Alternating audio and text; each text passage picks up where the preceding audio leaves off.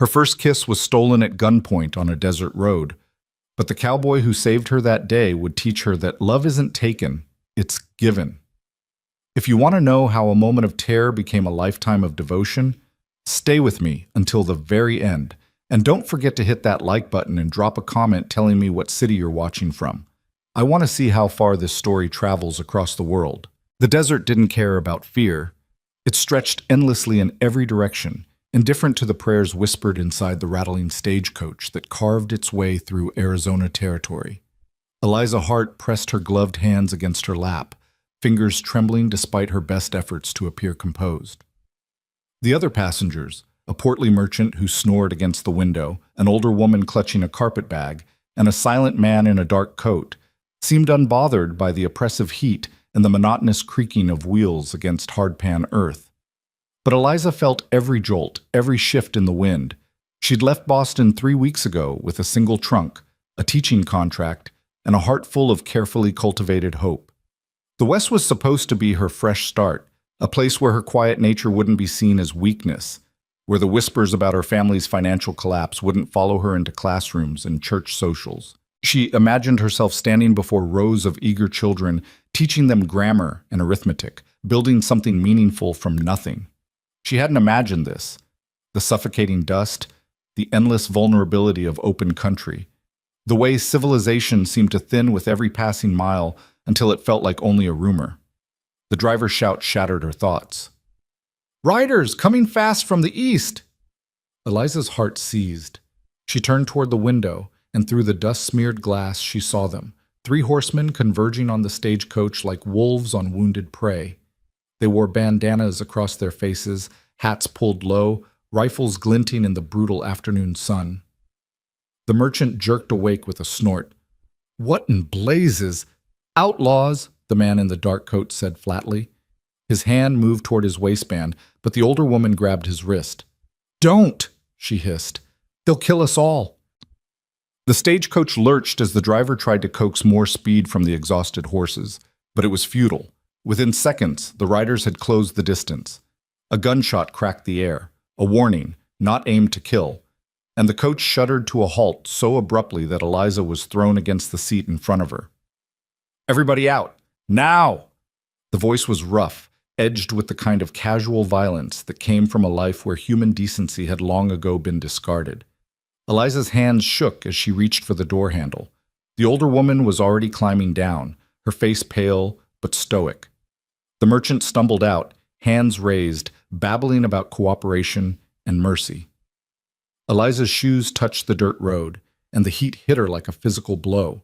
The sun pressed down mercilessly, turning the landscape into a shimmering haze. She could barely breathe. The 3 outlaws had dismounted. One held the horses. Another kept his rifle trained on the driver, who sat frozen on his bench, hands visible and empty. The third, the leader, she assumed, from the way he moved with predatory confidence, strode directly toward the passengers.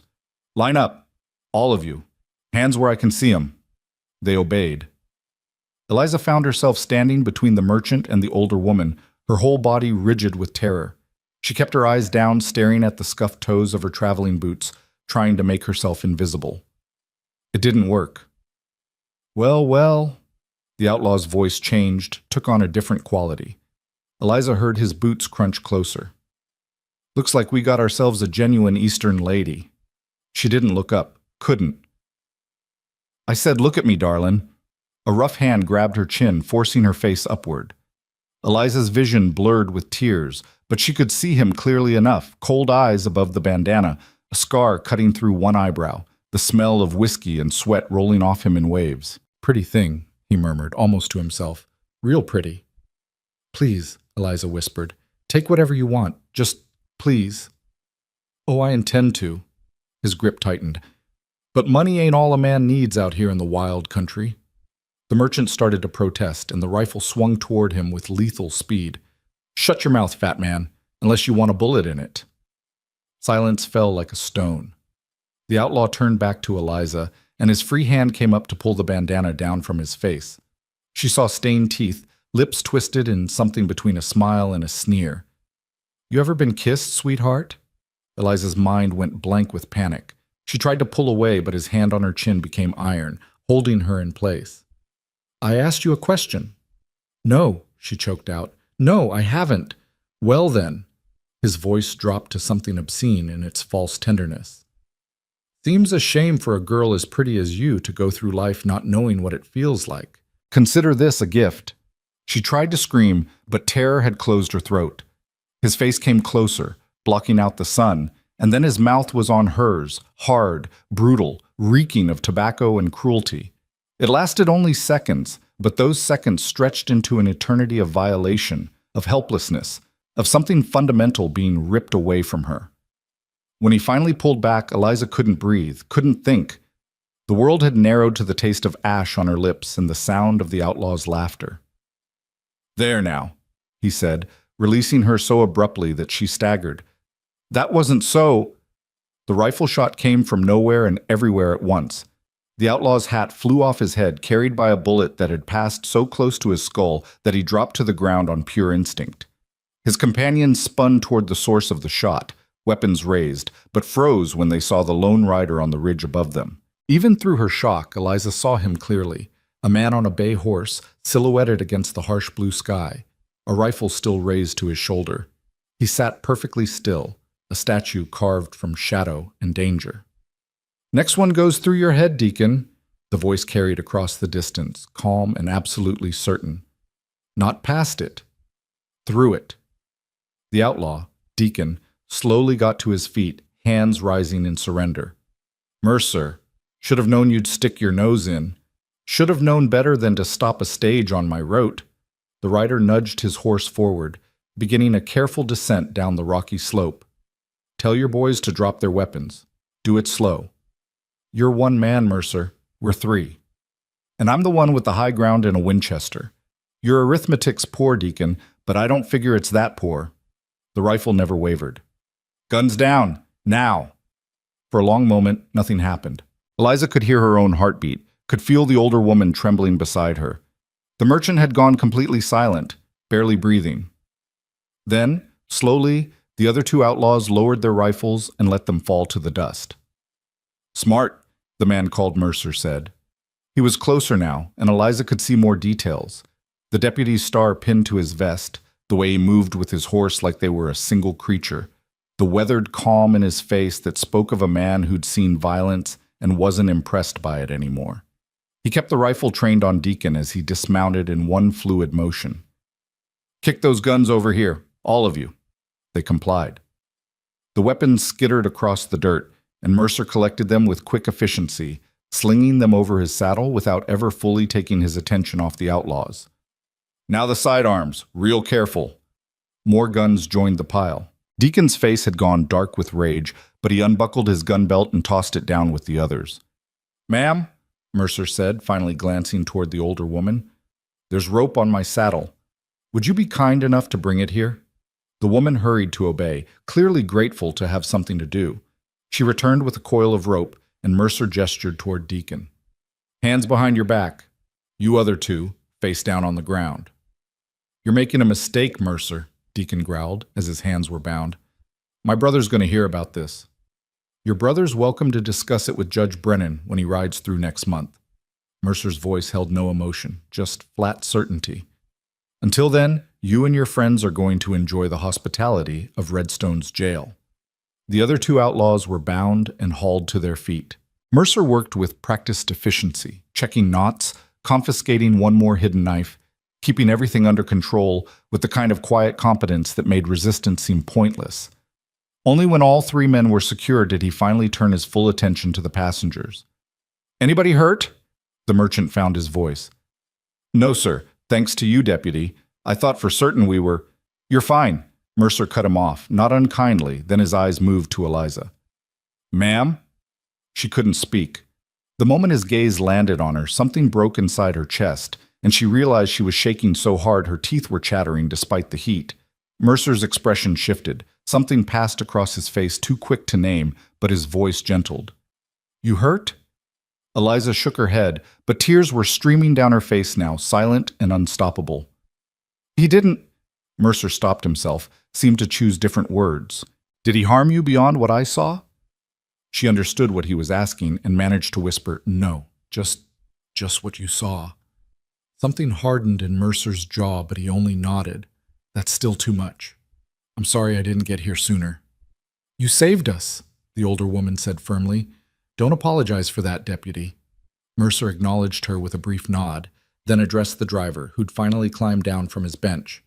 "Ben, you able to get these folks to Redstone?" "Yes, sir. Horses are spooked but not hurt."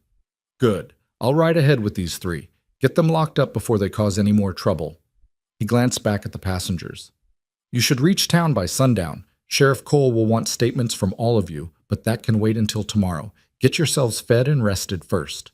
He moved to his horse, gathering the reins of the outlaws' mounts as well. Deacon and his men were forced to walk, hands bound, while Mercer led them on horseback. Before he mounted, though, he paused and looked back at Eliza one more time. "Ma'am, I know you've had a hell of a day, but you're safe now. Redstone's a good town, and folks there will look after you." Eliza wanted to thank him, wanted to say something, anything, that would express the gratitude and relief flooding through her, but her voice had abandoned her completely. Mercer seemed to understand. He touched the brim of his hat in a gesture that was both courteous and somehow protective, then swung into his saddle. "Ben, keep your eyes open on the ride in. I don't expect more trouble, but the world's full of surprises." "Will do, Deputy." And then he was gone, riding north with his prisoners in tow, leaving nothing but dust and the retreating sound of hoofbeats. The older woman put a gentle hand on Eliza's shoulder. "Come on, dear, let's get you back in the coach." Eliza let herself be guided, let herself be settled back into her seat like a child. The merchant was talking, something about their remarkable fortune, about the deputy's marksmanship, about how close they'd all come to disaster, but his words washed over her like water, meaningless.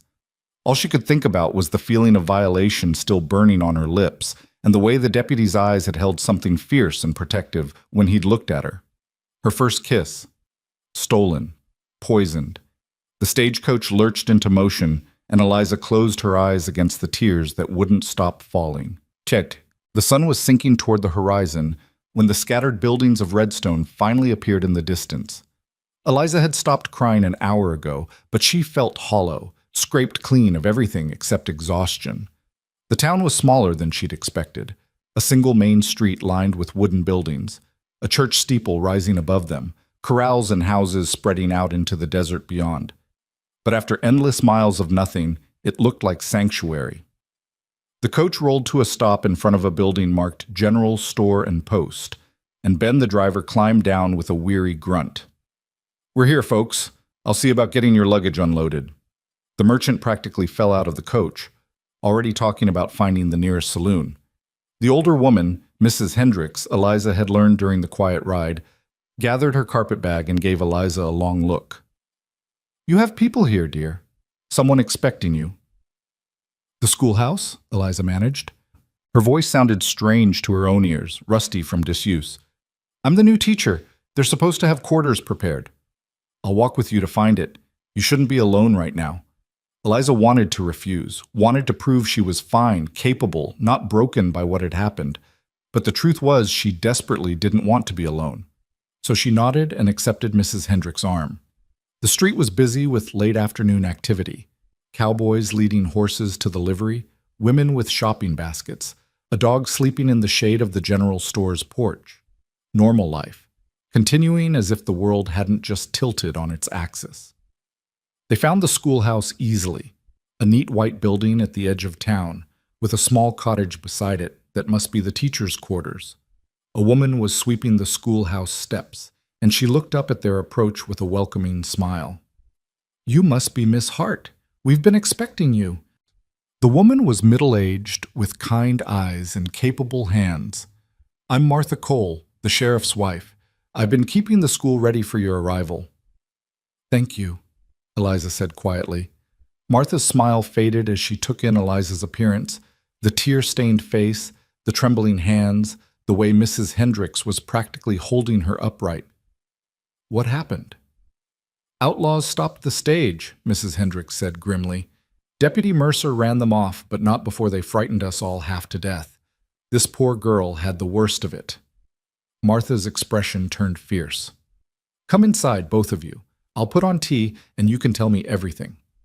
The cottage was simple but clean, a main room with a small kitchen, a bedroom beyond, everything furnished with plain practicality. Martha settled them at the table and busied herself with the stove, and somehow her brisk competence made it easier for Eliza to find her voice again. She told the story haltingly, leaving out only the most humiliating details. Martha listened in silence, her mouth pressed into a hard line, and when Eliza finished, she poured 3 cups of tea with hands that shook slightly. "Deacon Pierce," she said. "That's who it was, I'd wager. He and his worthless gang have been plaguing this territory for 2 years. My husband's been trying to catch him, but the bastard's slippery as an eel." She caught herself. "Pardon my language."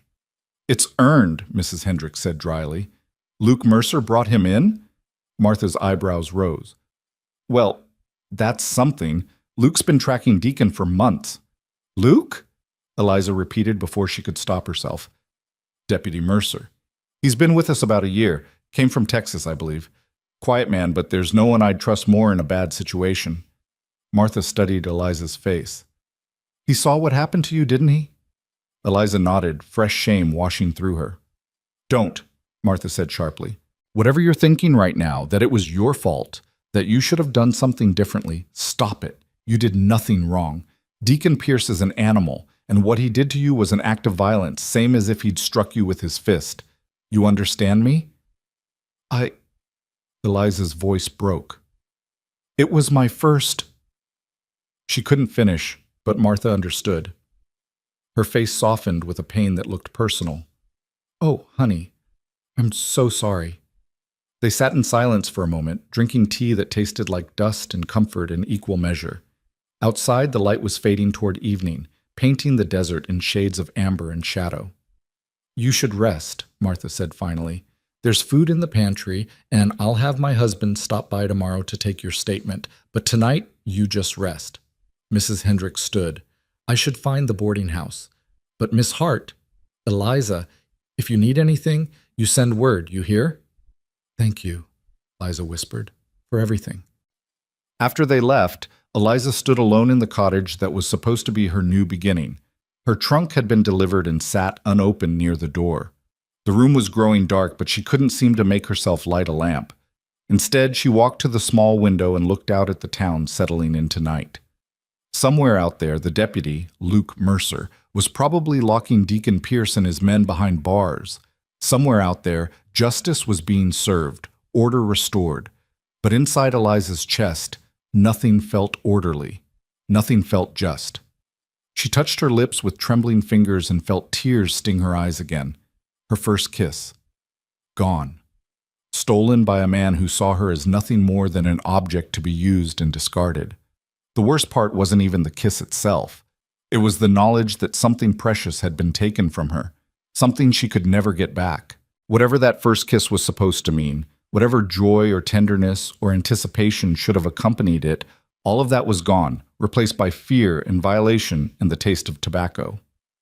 Eliza sank down onto the bed without bothering to undress. She pulled the quilt around her shoulders and stared at the darkening ceiling until exhaustion finally pulled her under into restless, dream-haunted sleep. She woke before dawn, disoriented and aching. For a moment she didn't remember where she was, then it all came rushing back with sickening clarity.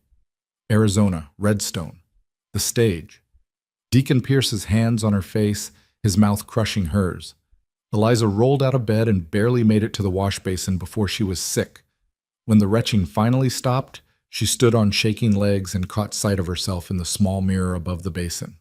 She looked like a ghost, pale, hollow-eyed, her hair in disarray, her traveling dress wrinkled and dust-stained. This was not how she'd imagined beginning her new life.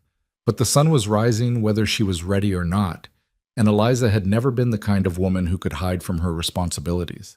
So she forced herself through the motions of washing, changing into a fresh dress, pinning up her hair with numb fingers. By the time full daylight streamed through the windows, she was seated at the small table with a cup of coffee, trying to convince herself to eat a piece of bread.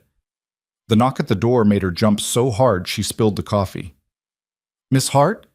It's Martha Cole." Eliza's hand steadied slightly. She opened the door to find Martha on the step. carrying a covered basket and wearing a determined expression. "I brought breakfast," Martha announced, sweeping past her into the cottage. "And before you say you're not hungry, I don't want to hear it. You need to eat." She unpacked the basket with brisk efficiency: eggs, bacon, fresh biscuits, butter, jam. The smell made Eliza's stomach turn, but Martha's expression brooked no argument. "Sit, eat. I'll talk while you do." Eliza sat. "My husband came by the jail this morning," Martha said, pouring more coffee. "Deputy Mercer has Deacon and his men locked up tight. They'll be held until the circuit judge comes through. Should be about 3 weeks. In the meantime, Luke's been asking after you." Eliza's fork paused halfway to her mouth. "Asking after me?" "Wanted to know if you were settled, if you needed anything. I told him you were resting." Martha's eyes were shrewd. "He's a good man, Eliza, one of the best I've known. If you're worried about what he thinks of you after what happened, I'm not," Eliza lied. "Liar." But Martha's voice was gentle. "Listen to me. Luke Mercer is the kind of man who sees a woman in trouble and thinks about how to help, not how to judge. He's not like Deacon Pierce. He's not like most men out here, truth be told." Eliza managed to swallow a bite of eggs. They tasted like nothing. "The school term starts in 2 weeks," Martha continued. "I know that seems impossible right now, but you'll be ready. This town needs a good teacher, and from what your letters said, you're more than qualified." I don't know if I can," Eliza's voice cracked. "I don't know if I can stand in front of children and pretend everything's fine when I feel like something inside me is broken." Martha reached across the table and gripped her hand hard. "Then don't pretend. Feel what you're feeling. Be angry, be scared, be whatever you need to be. But don't let Deacon Pierce steal your future along with that kiss." Her eyes blazed with fierce conviction. "You're stronger than you think, Eliza Hart, and you've got a whole town ready to stand behind you while you figure that out." Eliza wanted to believe her, but all she could feel was the weight of shame pressing down on her chest, making it hard to breathe. "The sheriff will need to speak with you today," Martha said more gently. "Get your statement for the trial. Would you like me to be there?" "Yes," Eliza whispered. "Please." "Then I will be. We'll get through this, honey, one day at a time." After Martha left, Eliza forced herself to finish the breakfast, then spent the morning unpacking her trunk. The familiar belongings, her books, her few dresses, the quilt her mother had made, felt like relics from another life, one where she'd been whole and hopeful. The sheriff came at noon. He was an older man with a weathered face and kind eyes, and he took her statement with patient thoroughness, writing down every detail in careful script. Martha sat beside her the entire time, a silent anchor keeping her from floating away into panic. When it was done, the sheriff put his notebook away and looked at her directly. "Miss Hart, I want you to know that Deacon Pierce will pay for what he did. Not just the robbery, all of it. What he did to you was assault, and I'll make damn sure the judge knows it." "Thank you," Eliza managed. "And if you need anything at all, you come find me or Martha or Deputy Mercer. You're not alone in this town." After he left, Eliza stood at the window and watched the street outside. Normal life continued, people going about their business, horses and wagons moving past, children playing in the dust. She wondered if she'd ever feel normal again. Done. 3 days passed in a strange, suspended quiet. Eliza stayed mostly in the cottage, venturing out only when Martha came to walk with her or when she needed supplies from the general store. People were kind, almost painfully so, but she could see the knowledge in their eyes, the way they looked at her with pity and curiosity. The whole town knew what had happened. Of course they did. In a place this small, secrets were impossible. On the 4th morning, she was sitting on her small porch with a book she couldn't focus on when she heard the sound of hoofbeats approaching. She looked up to see a rider coming down the street, and her heart seized with recognition even before she could make out his features. Deputy Luke Mercer sat tall in the saddle, his bay horse moving at an easy walk. He wore the same weathered clothes she remembered, the same badge on his vest, the same quiet confidence in his bearing. He saw her and changed direction, guiding his horse toward the cottage. Eliza stood automatically, her book tumbling forgotten to the porch boards. Her pulse hammered in her ears. Mercer stopped a respectful distance away and touched his hat. "Miss Hart, I hope I'm not disturbing you." "No, Her voice came out too high. She cleared her throat. "No, Deputy, you're not disturbing me." He dismounted in that same fluid motion she remembered, but instead of approaching, he stayed by his horse's head, giving her space. "I wanted to check on you," he said simply. "See how you're settling in." I'm fine. Thank you, and thank you for what you did. On the stage. I never properly thanked you." "No thanks needed, ma'am. Just doing my job." But it wasn't just his job, and they both knew it. The way he'd looked at her that day, the gentleness in his voice when he'd asked if she was hurt, that had been more than duty. An awkward silence stretched between them. Eliza didn't know what to say, and Mercer seemed content to wait, his eyes steady on her face but not demanding. Finally, he spoke again. "Martha tells me you'll be starting at the school soon." "Yes, 2 weeks. The kids will be lucky to have you." "You don't know that." The words came out sharper than she intended. "You don't know anything about me." Mercer's expression didn't change, but something flickered in his eyes, understanding maybe, or recognition of pain. "You're right," he said quietly. "I don't. But I know you got on that stage and traveled halfway across the country to teach children in a town you'd never seen. That takes courage. Or desperation. Maybe both." A hint of a smile touched his mouth. "Most good things out here come from both." Eliza found herself staring at him, really looking for the first time. He wasn't young, somewhere in his 30s, she guessed, with lines around his eyes that spoke of sun and squinting at horizons. His face was lean and weathered, not handsome in any conventional sense, but there was something compelling about the steadiness in it, the sense of a man who knew exactly who he was and didn't need to prove it to anyone. "I should let you get back to your day," Mercer said, breaking the spell. He gathered his reins, preparing to mount. "But if you need anything, Miss Hart, anything at all, the sheriff's office is just down the street, or you can leave word at the livery. I check there most days." "Thank you," Eliza said softly. "I'll remember that." He nodded, started to turn away, then paused. When he looked back at her, his expression had shifted into something more serious. "What Deacon did to you." He stopped, seemed to choose his words carefully. "That wasn't your fault, and it doesn't define you. I know that probably doesn't help much right now, but I wanted you to hear it anyway." Before Eliza could respond, before she could process the sudden sting of tears in her eyes, he'd swung into the saddle and was riding away, back toward the center of town. She stood on the porch long after he'd disappeared from view, her heart doing something complicated in her chest. Luke Mercer. The man who'd saved her. The first person in this new life to see her not as a victim, but as something more. For the first time since that terrible day on the stage, Eliza felt the faintest stirring of something that wasn't fear or shame. It felt almost like hope, and that, more than anything, terrified her. The 2 weeks before school started passed in a slow transformation that Eliza barely noticed happening. Each morning, she woke with the same knot of dread in her stomach, the same phantom taste of violation on her lips. But each day, she forced herself to take one more step back toward the living world. Martha came by every afternoon with some excuse, bringing fresh bread, asking advice about a recipe, inviting Eliza to walk to the general store. Eliza knew what the older woman was doing, and she was grateful for it even when the gratitude felt like another weight to carry. On the 5th day, Martha brought her to meet some of the other women in town. They gathered in the back room of the general store, supposedly to plan the church social scheduled for the following month, but Eliza suspected the real purpose was to welcome her and assess whether she was fit to teach their children. "This is Eliza Hart, our new school teacher," Martha announced to the assembled group. "Eliza, this is Sarah Mackenzie, Grace Peterson, and Alice Wheeler. You'll meet more of us as time goes on, but these ladies run most things worth running in Redstone." The 3 women greeted her with varying degrees of warmth.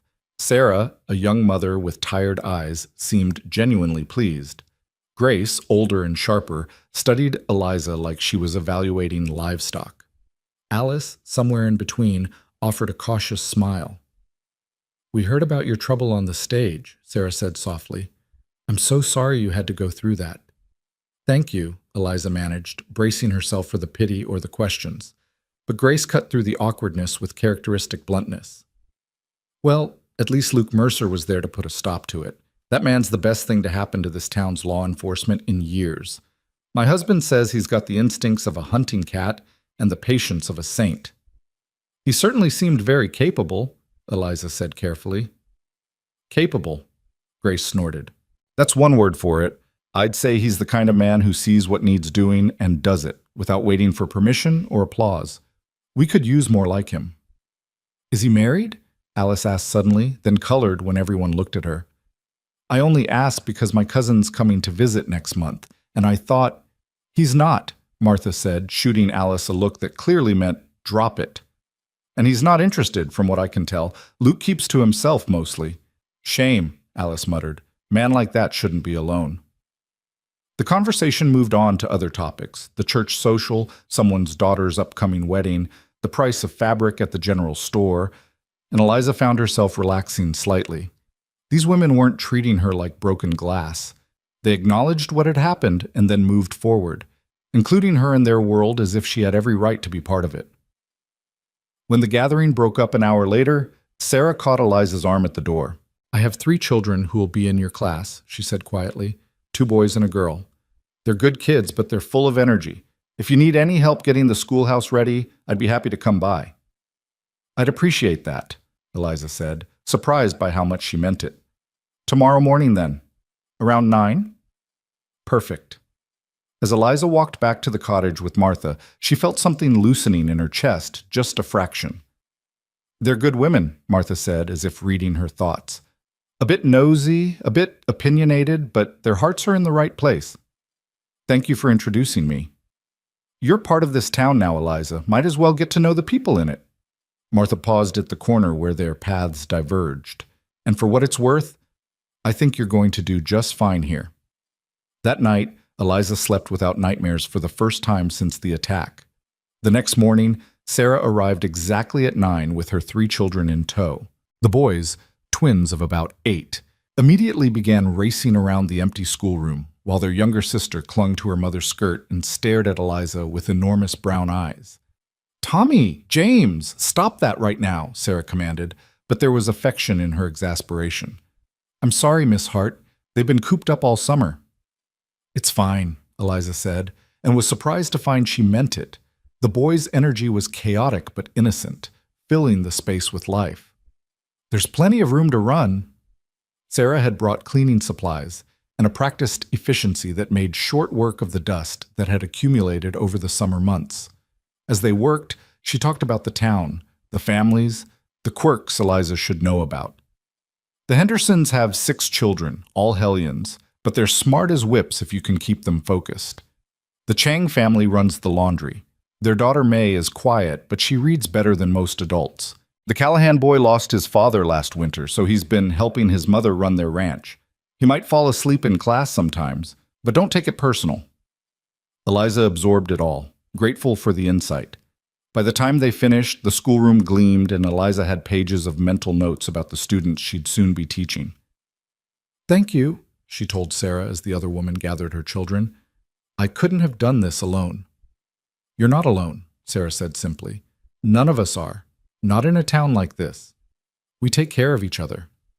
After they left, Eliza stood in the empty schoolroom and let herself imagine it full of children, full of purpose.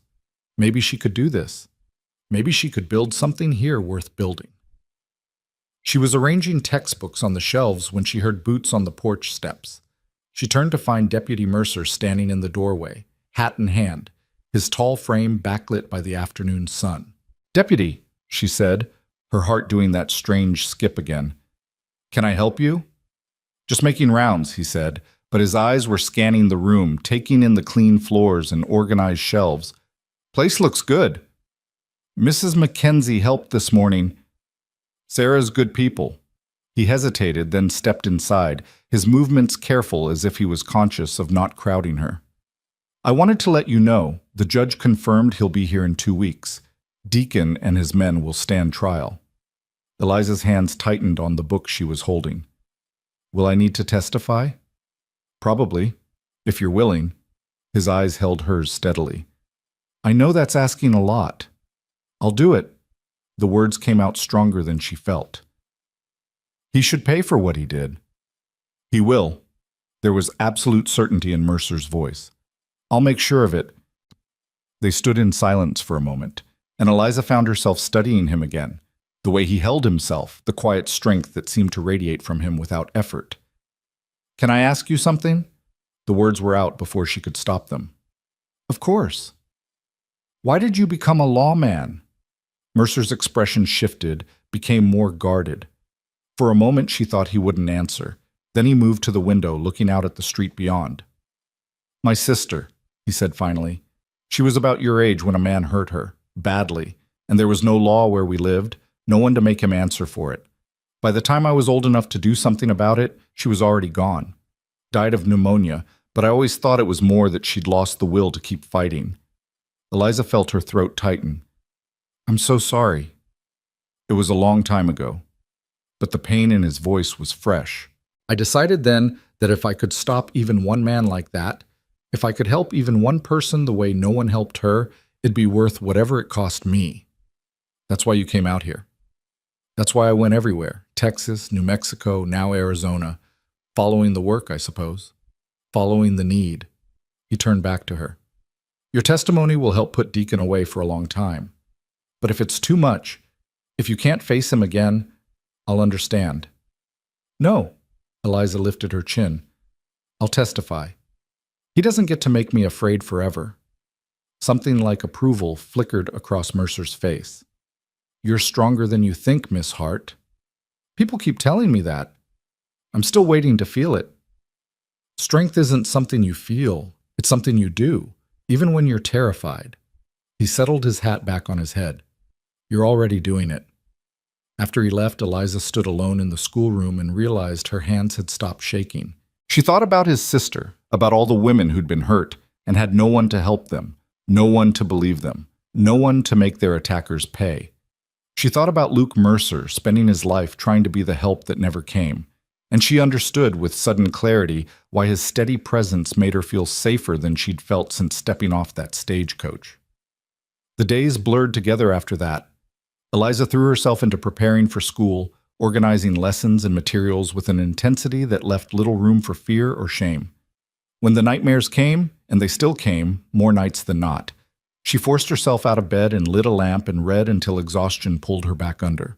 She saw Mercer occasionally on his rounds, always at a distance, always respectful. Sometimes they exchanged nods or brief greetings. Once he helped her carry a heavy box of supplies from the general store to the schoolhouse, and they walked in comfortable silence that felt like its own kind of conversation. The women of the town continued to draw her into their circle. She attended the Sunday service not because she felt particularly devout, but because it seemed expected, and because Martha's pointed looks left little room for refusal. Afterward, she was invited to Sunday dinner at the Cole household, where the sheriff proved to be as kind as his wife, and their 2 teenage sons treated her with awkward courtesy. You settling in all right? Sheriff Cole asked over roast chicken. Yes, thank you. Everyone's been very welcoming. Good. That's good. He exchanged a glance with Martha. I know the trial's coming up. If you need anything, support, someone to accompany you to the courthouse, you just let us know. I will. Luke says you're planning to testify. Eliza nodded, her appetite fading. That takes guts, the sheriff said quietly. Facing down a man like Deacon Pierce, you should know the whole town's behind you on this. The praise felt undeserved, but Eliza accepted it with what grace she could manage. After dinner, Martha showed her the garden while the men cleaned up inside, and they talked about inconsequential things, the best time to plant tomatoes, whether the summer heat would break soon, the latest gossip about the banker's son courting the hotel owner's daughter. It was so normal, it almost hurt. On the Saturday before school started, Martha appeared at Eliza's door with an announcement. There's a town social tonight. Dancing, food, general socializing. You're coming. Oh, I don't think... Wasn't a question, honey.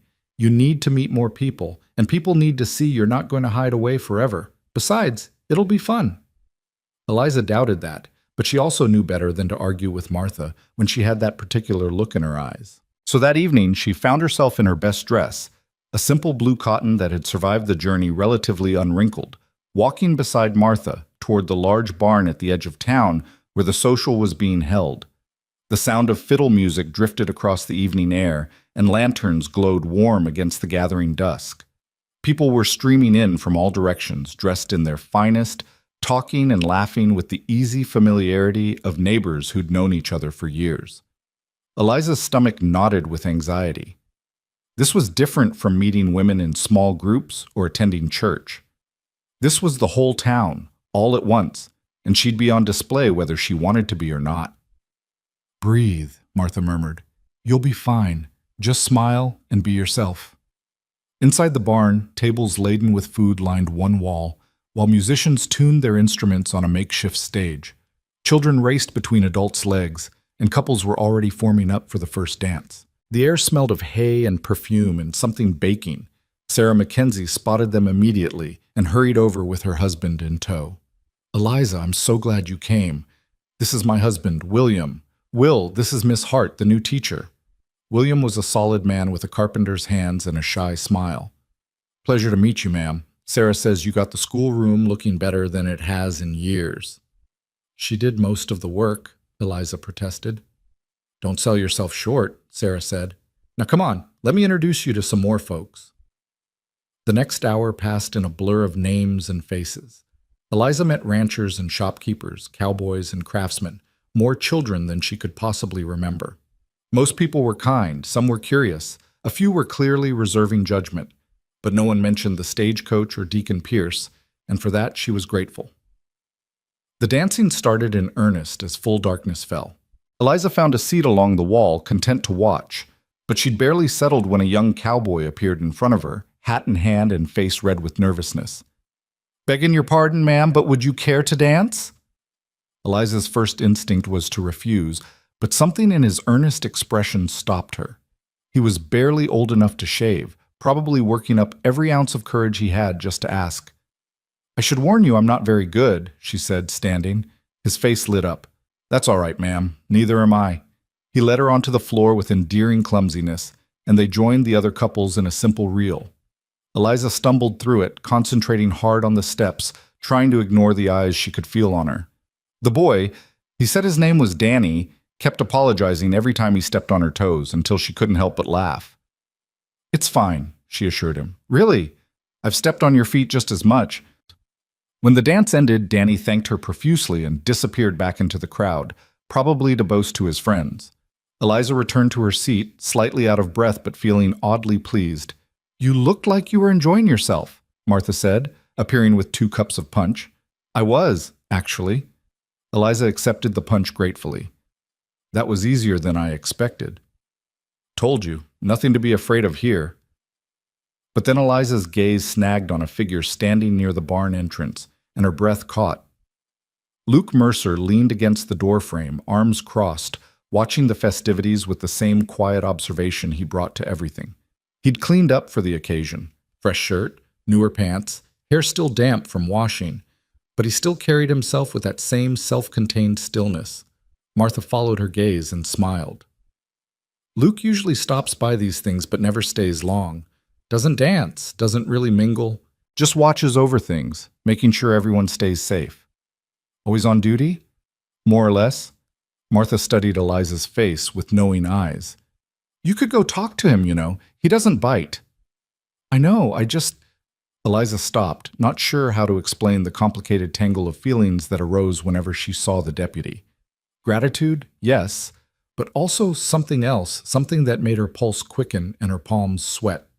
"Take your time, honey. There's no rush."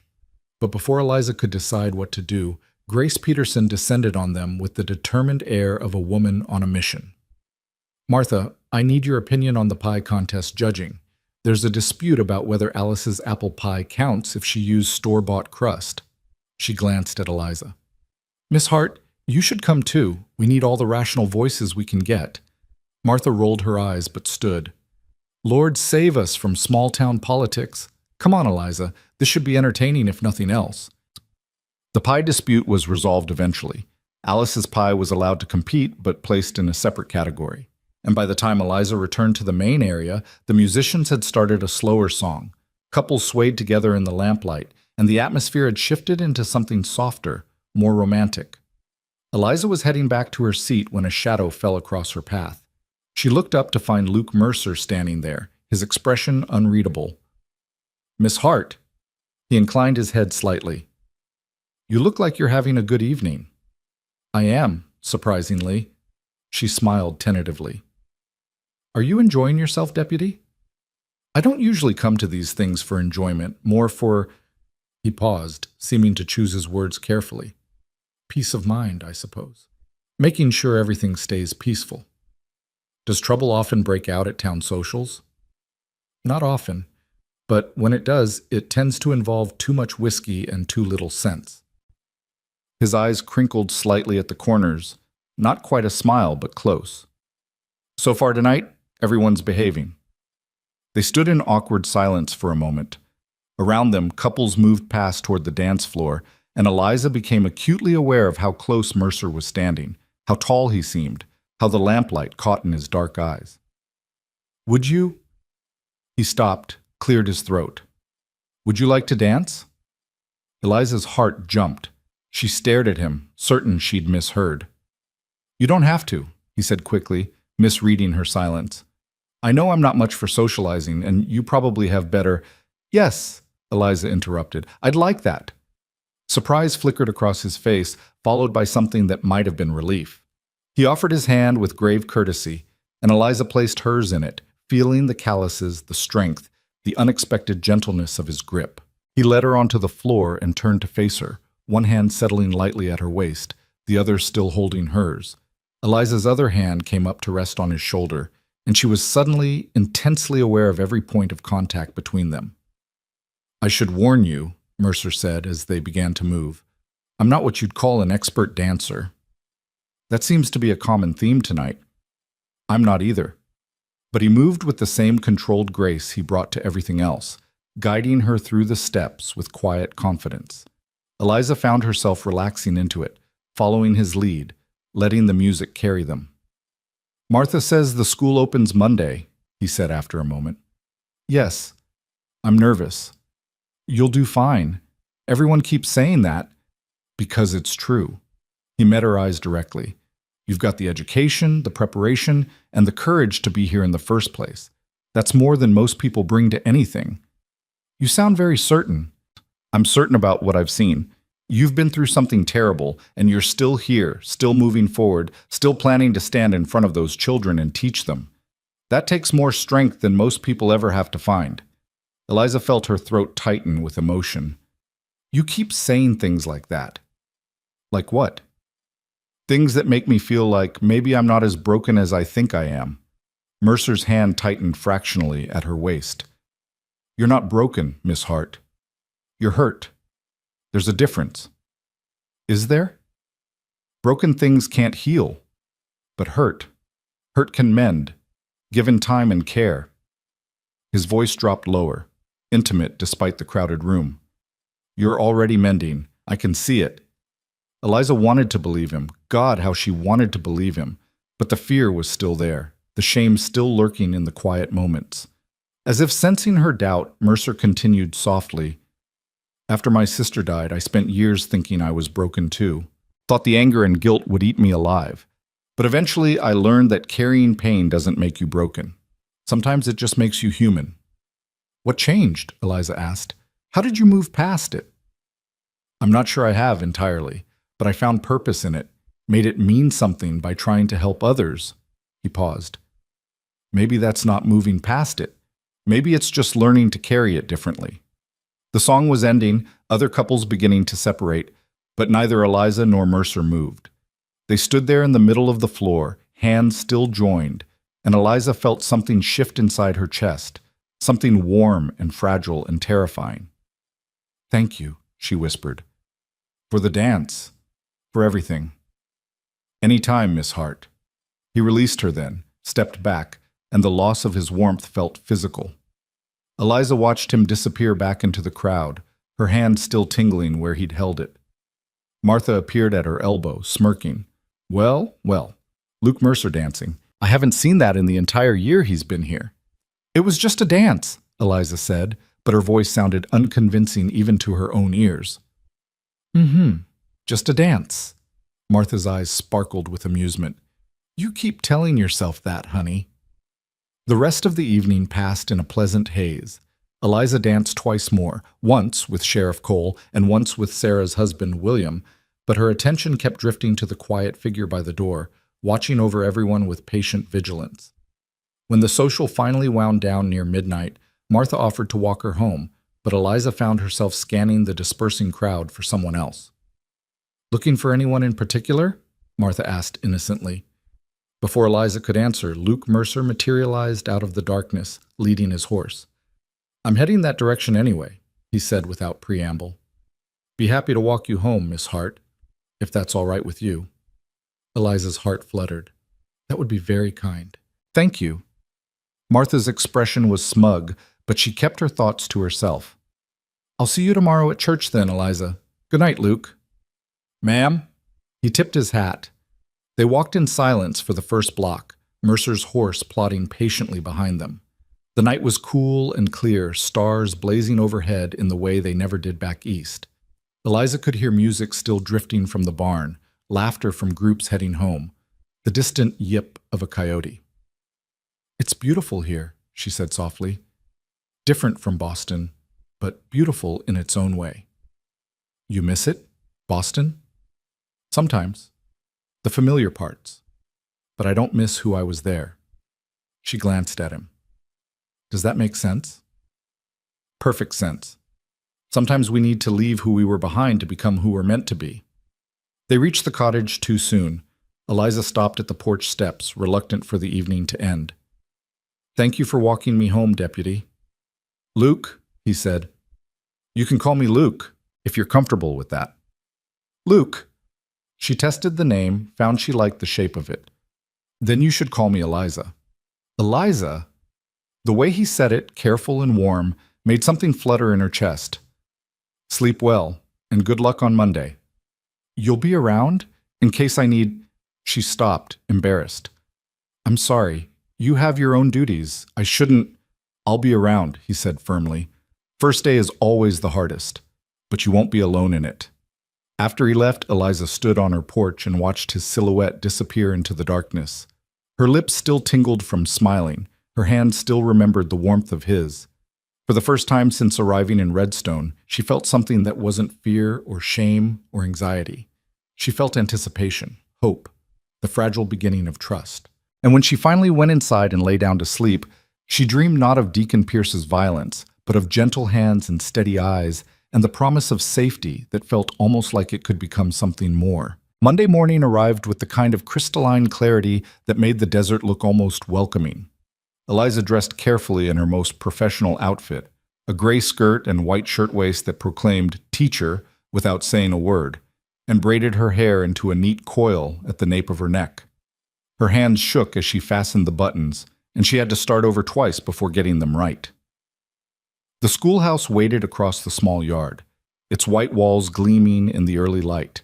Through the windows she could see the rows of desks she'd arranged so carefully, the chalkboard she'd cleaned until it shone, the books lined up on shelves with mathematical precision.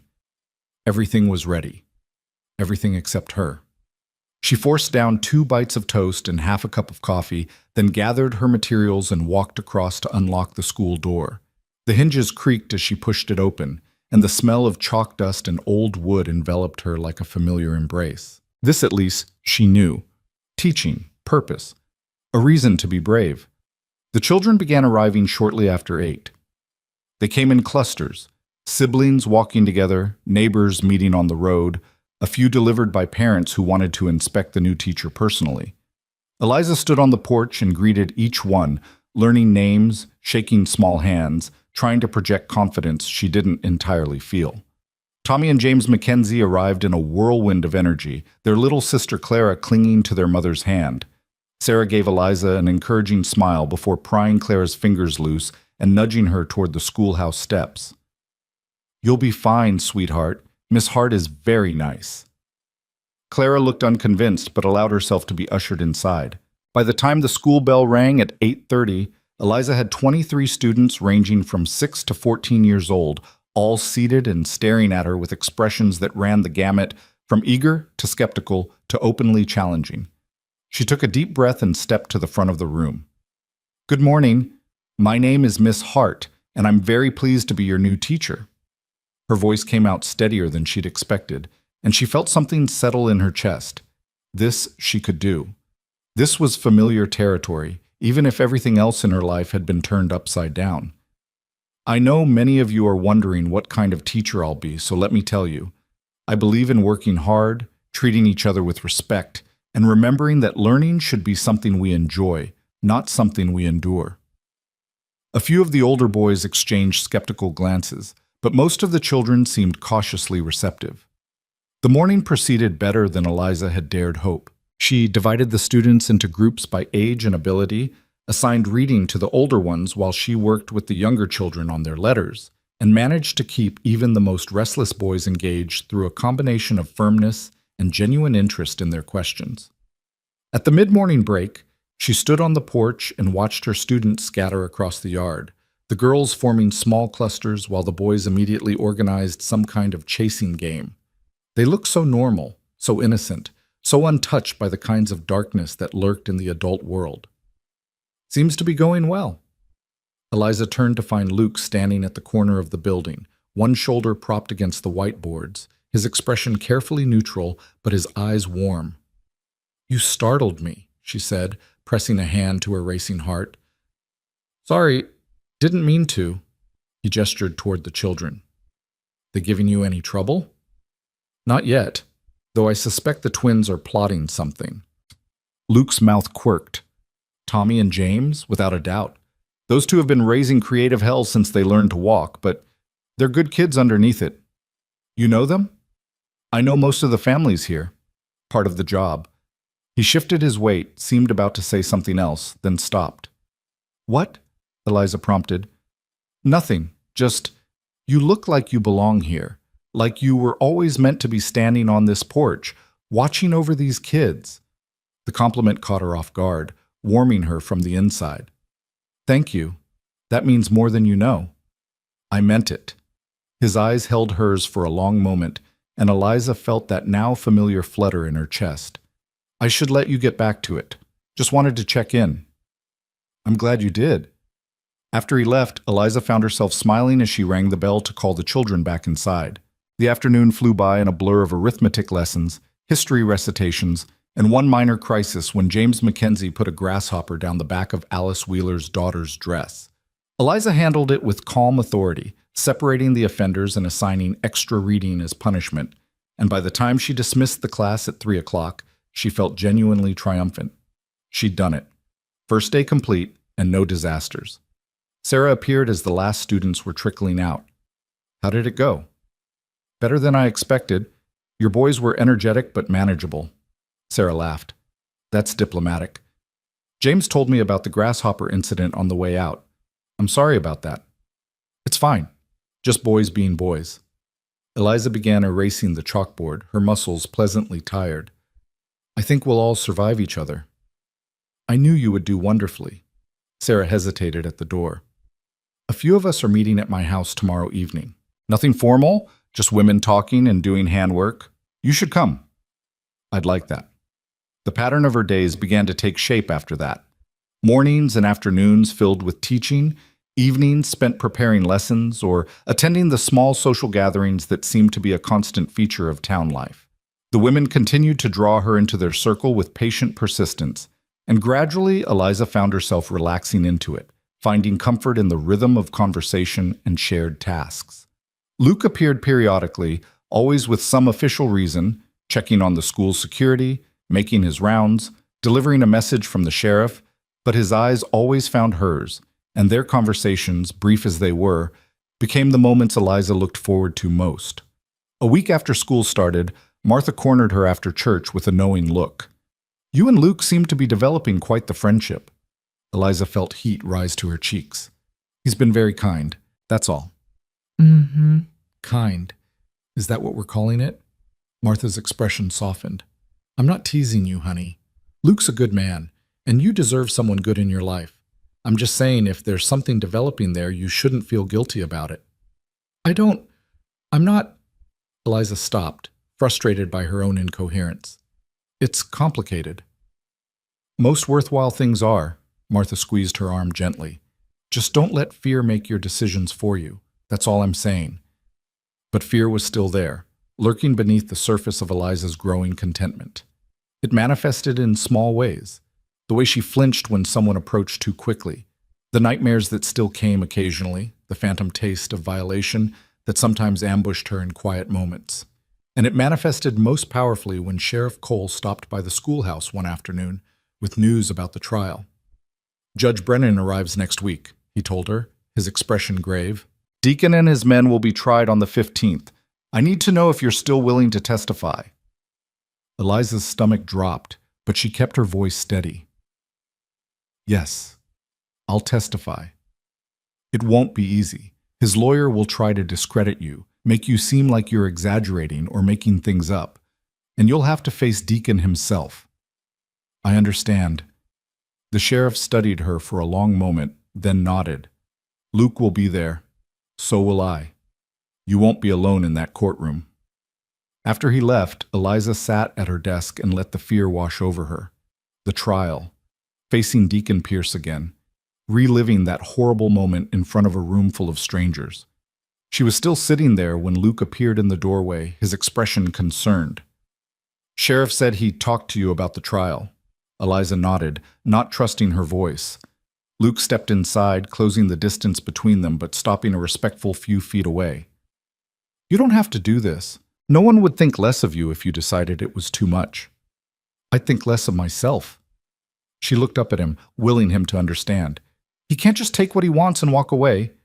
Someone has to make him answer for it. You're right, but that someone doesn't have to be you. Yes, it does. She stood, her hands clenched into fists at her sides. Because if I don't stand up now, if I let fear win, then he's taken more than just a kiss.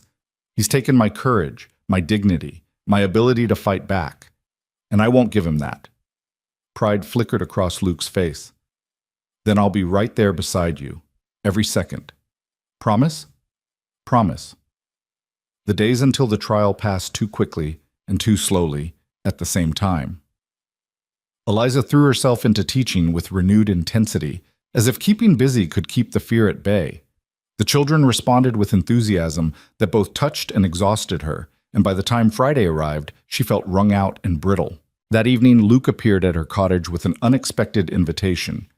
There's a spot about a mile from town, he said, standing on her porch with his hat in his hands. Up in the rocks. Good view of the sunset. I thought maybe you could use some air before next week. Get out of your own head for a bit. Eliza should have said no, should have recognized the intimacy implicit in the offer, the way it crossed from friendship into something more deliberate. But the thought of sitting alone in her cottage, dwelling on the approaching trial, was unbearable. I'd like that, she heard herself say. They rode out together, Eliza on a gentle mare from the livery and Luke on his bay. He led her up a winding trail through the red rocks that surrounded Redstone, climbing higher until the town spread out below them like a child's toy village. At the top, he dismounted and helped her down, his hands steady at her waist, and they stood together looking out at the vast expanse of desert painted gold and crimson by the lowering sun. It's beautiful, Eliza breathed. I come up here sometimes when I need to think, or stop thinking. Luke settled himself on a flat boulder and gestured for her to join him. Helps put things in perspective. All the troubles that seem so big down there, they look smaller from up here.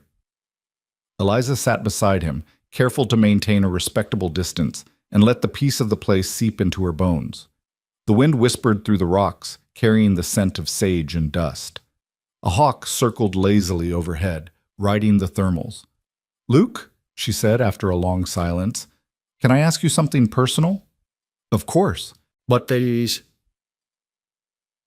Do you ever stop being afraid? After something terrible happens, after someone hurts you or someone you love, does the fear ever really go away? He was quiet for so long she thought he wouldn't answer. Then he said, No, not entirely, but it changes. Becomes something you carry instead of something that carries you. Does that make sense? I think so.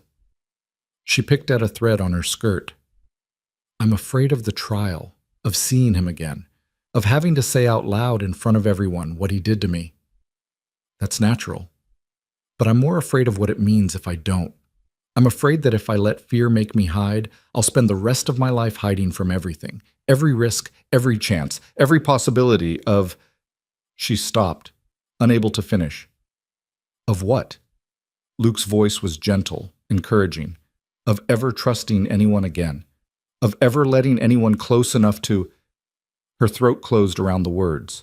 Luke shifted, angling his body slightly toward hers. Eliza, what Deacon did to you, that wasn't about closeness or affection or any of the things that word kiss is supposed to mean. That was violence, power, taking something without permission because he could. I know that intellectually, but it's still there in my head, this association between intimacy and fear. That's what he wanted, to poison it for you, to make you afraid of something that should be gentle and good and chosen. Luke's jaw tightened. Men like him don't just hurt bodies. They try to hurt spirits, confidence, the ability to trust. Then how do I fix it? How do I separate what he did from what it's supposed to be? Luke looked at her for a long moment, and something shifted in his expression, something determined and tender at once. Would you trust me to show you? Eliza's heart began to pound. Show me what? What it's supposed to feel like. What a kiss should be when it's freely given, not stolen. When it's about respect and affection instead of power and fear. He held up a hand before she could respond. But only if you want to. Only if you're ready. And you can say no, and it won't change anything between us. I promise you that. Eliza stared at him, her mind racing. Every instinct screamed at her to refuse, to protect herself, to maintain the safe distance she'd worked so hard to establish. But beneath the fear, something else stirred, a desperate longing to reclaim what had been stolen, to prove that Deacon Pierce hadn't broken her beyond repair. I want to, she whispered, but I'm terrified. I know, that's why we're going to do this your way, at your pace. You're in control of every second. Luke shifted so he was facing her fully, his expression open and patient. First, I'm going to ask permission before I do anything. Is it all right if I move closer? Eliza's breath hitched, but she nodded. Luke slid along the boulder until barely a foot separated them, close enough that she could see the flecks of gold in his brown eyes, the faint scar above his left eyebrow, the way his throat moved when he swallowed. Is this all right? He asked softly. Yes. Can I take your hand? She extended it, trembling, and his fingers closed around hers, warm, calloused, gentle. He held her hand between both of his, not pulling or demanding, just holding. Remember, he said, his voice low and steady, you can stop this any time. Just say the word, and I'll move back. No questions, no hurt feelings. This is yours to control. I understand. I'm going to touch your face now, just my hand on your cheek. Is that all right? Eliza's heart hammered so hard she thought he must be able to hear it, but she managed to nod. Luke released her hand and slowly, telegraphing every movement, brought his palm up to cup her face.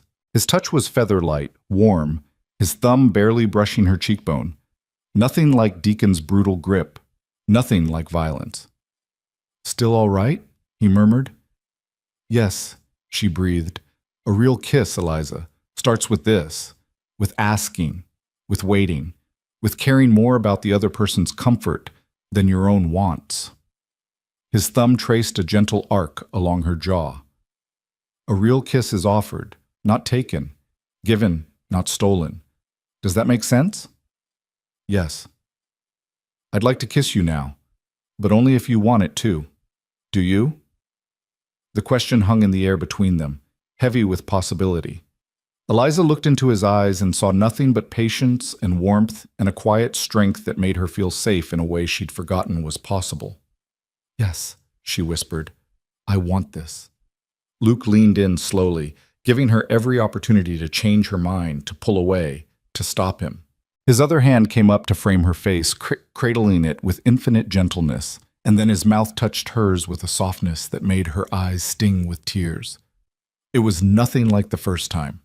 Nothing like fear and force. and violation. This was warm and careful and achingly tender. Luke kissed her like she was something precious, something to be cherished, his lips moving against hers with patient devotion. He tasted like coffee and peppermint, and the scent of him, leather and sage and something uniquely his own, surrounded her like a protective circle. When he started to pull back, Eliza surprised herself by following, deepening the kiss just a fraction, her hands coming up to grip his shirt. Luke made a soft sound of surprise and approval, but he didn't take control, didn't push for more. He let her set the pace, let her explore, let her discover on her own terms what affection could feel like when it was freely shared. When they finally broke apart, both breathing hard, Luke rested his forehead against hers, his hand still gentle on her face. "That," he said roughly, "is what a kiss is supposed to be." Eliza couldn't speak past the emotion clogging her throat. Tears streamed down her face, but they weren't tears of fear or shame. They were release, relief, the shattering realization that Deacon Pierce hadn't ruined her after all. "Thank you," she finally managed to whisper. Luke pulled back just enough to look at her, concern creasing his brow. "Are you all right? Was that too much?" "No." She laughed through her tears, giddy with a strange kind of joy. "It was perfect. It was... Luke, you gave it back to me. The thing he stole. You gave it back." Understanding dawned in his eyes, followed by something fierce and protective. "He never had it, Eliza. He only made you think he did. What just happened between us, this was always yours to give, and you chose to give it. That's the difference." She kissed him again, quick and impulsive, and felt him smile against her mouth. "We should probably head back before it gets full dark," he said reluctantly. "Don't want people talking." "Let them talk." But Eliza stood anyway, suddenly aware of how radically her world had shifted in the span of 20 minutes. The fear was still there, but it no longer felt insurmountable. She'd faced it, kissed a man on her own terms, and survived. More than survived. She'd discovered something beautiful on the other side of terror. They rode back to town in comfortable silence, and when Luke helped her dismount in front of her cottage, his hands lingered at her waist. "The trial is Tuesday," he said quietly. "When you're up there testifying, when you have to face Deacon again, I want you to remember this. Remember that he doesn't have power over you anymore. You've already won." "We've won," Eliza corrected. "I couldn't have done this without you. You're stronger than you give yourself credit for. I just reminded you of what was already there." He stepped back, retrieving his hat from where it hung on his saddle. "Get some rest. I'll see you Sunday." After he left, Eliza stood on her porch and touched her lips with wondering fingers. They felt different now, not tainted, not violated, but hers again. Reclaimed. She went inside and lay in her bed, and for the first time since arriving in Redstone, she fell asleep with a smile on her face and no nightmares waiting in the dark. The weekend passed in a strange liminal space between anticipation and dread. Sunday's church service felt interminable. Though Eliza was acutely aware of Luke sitting 3 rows back, his presence a steady comfort even without words. Afterward, Martha pulled her aside with a speculative look. "You seem different, lighter somehow." "Do I?" Eliza tried for innocence and failed. Wouldn't have anything to do with a certain deputy, would it?" "I don't know what you mean," Martha snorted. "You're a terrible liar, honey, but that's all right. Your secrets are safe with me." Her expression sobered. "Trial's tomorrow. You ready?" "As ready as I'll ever be." "Good. Remember, the whole town's behind you. Deacon Pierce might have his lawyer and his swagger, but you've got truth on your side. And that counts for more than people think." Monday arrived with agonizing slowness. Eliza taught her classes by rote, her mind already in the courthouse, already facing the man who'd hurt her. The children sensed her distraction and were quieter than usual, even the twins subdued. When the final bell rang, Luke was waiting outside. "Thought I'd walk you home," he said simply. "Make sure you get some rest before tomorrow." They walked in silence until they reached her cottage, and then Luke turned to face her, his expression serious. "Whatever happens tomorrow, whatever Deacon's lawyer says or implies, you remember this. You are telling the truth, and the truth matters. It doesn't matter if they try to twist it or diminish it. What happened to you was wrong, and saying so out loud is the bravest thing you can do. What if I freeze? What if I can't get the words out? Then you take a breath, look at me. I'll be right there in the front row, and you try again, as many times as it takes. His hand found hers, squeezed gently. You can do this, Eliza. I know you can. That night, Eliza barely slept. When dawn finally came, she dressed with numb fingers in her most severe outfit, pinned her hair back so tight it hurt, and walked to the courthouse on legs that felt like water. The building was already crowded when she arrived. Martha materialized at her side immediately, linking their arms in a gesture of solidarity. Sheriff Cole appeared a moment later, his face grim but determined. "You're doing a good thing today," he told her. "Don't forget that." Then Luke was there, his hand warm at the small of her back, guiding her to a seat near the front. He settled beside her, close enough that their shoulders touched, and the contact was an anchor in the storm of her anxiety. The courtroom filled rapidly, curious townspeople, witnesses, the other passengers from the stagecoach. And then, with a clank of chains, Deacon Pierce was led in. Eliza's breath stopped in her chest. He looked smaller than she remembered, more ordinary, but the coldness in his eyes when they landed on her was exactly the same. He smiled, slow and cruel, and she felt fear spike through her veins. Luke's hand found hers under cover of her skirt, squeezed hard. "Breathe," he murmured. "I'm right here," she breathed. The trial proceeded with formal efficiency. The judge, a severe man with steel-gray hair, called the court to order. The prosecutor outlined the charges: robbery, assault, terrorizing passengers, and Deacon's lawyer, a slick man from Tucson, entered a plea of not guilty. Then the witnesses began. The stagecoach driver testified about the robbery. The merchant described being held at gunpoint. Mrs. Hendricks spoke about the fear they'd all felt. And then the prosecutor called Eliza Hart to the stand.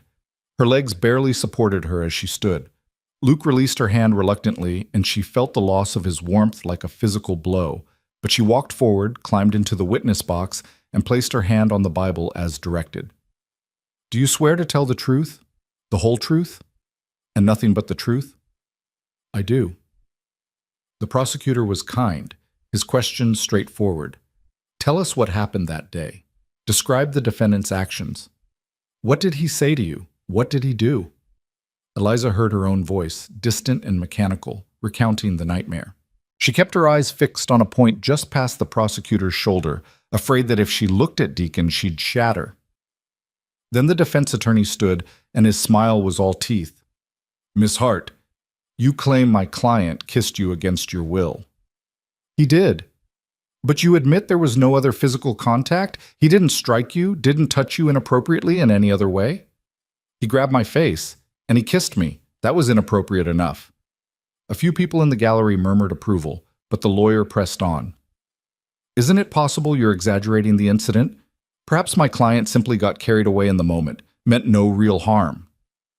Rage flooded through Eliza, burning away the fear. She looked directly at Deacon Pierce for the first time, saw the smirk on his face, and something inside her hardened to steel. "No," she said clearly.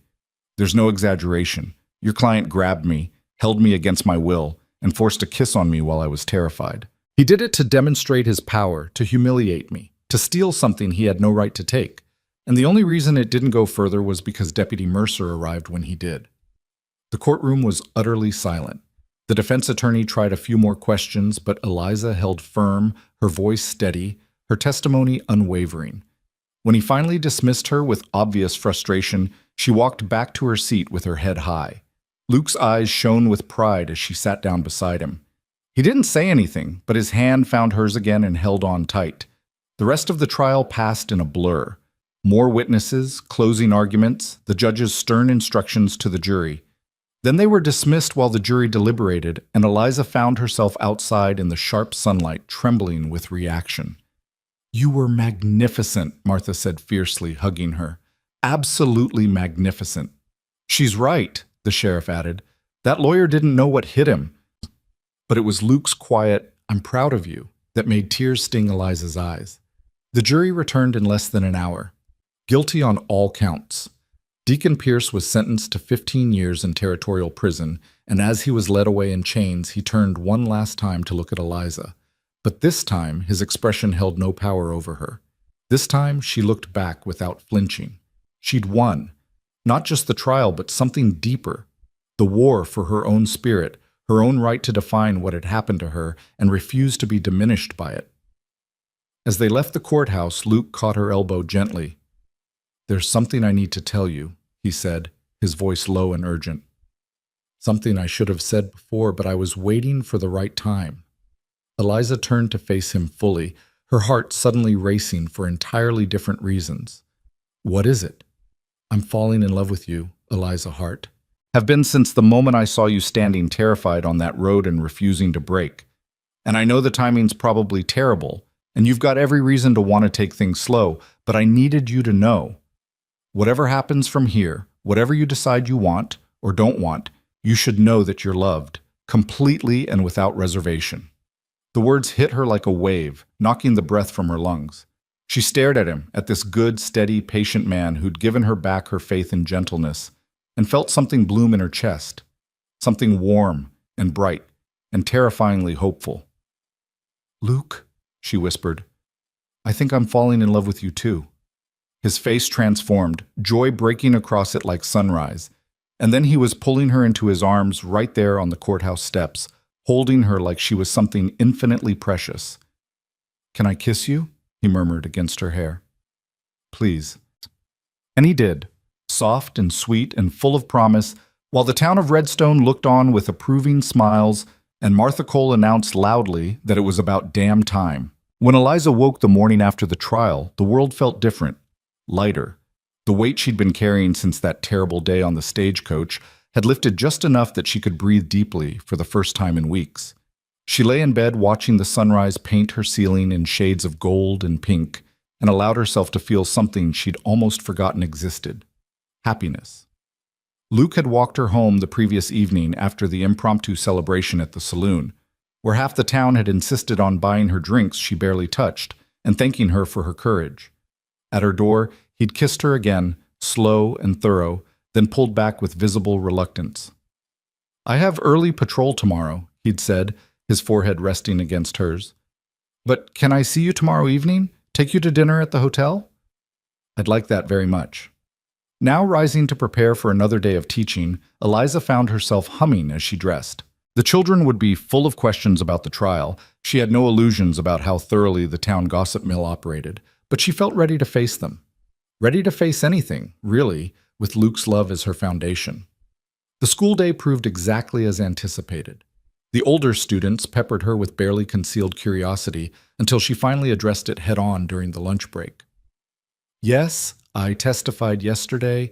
Yes, the men who attacked our stagecoach were found guilty. And yes, I'm fine. Now, can we please return our attention to American history?"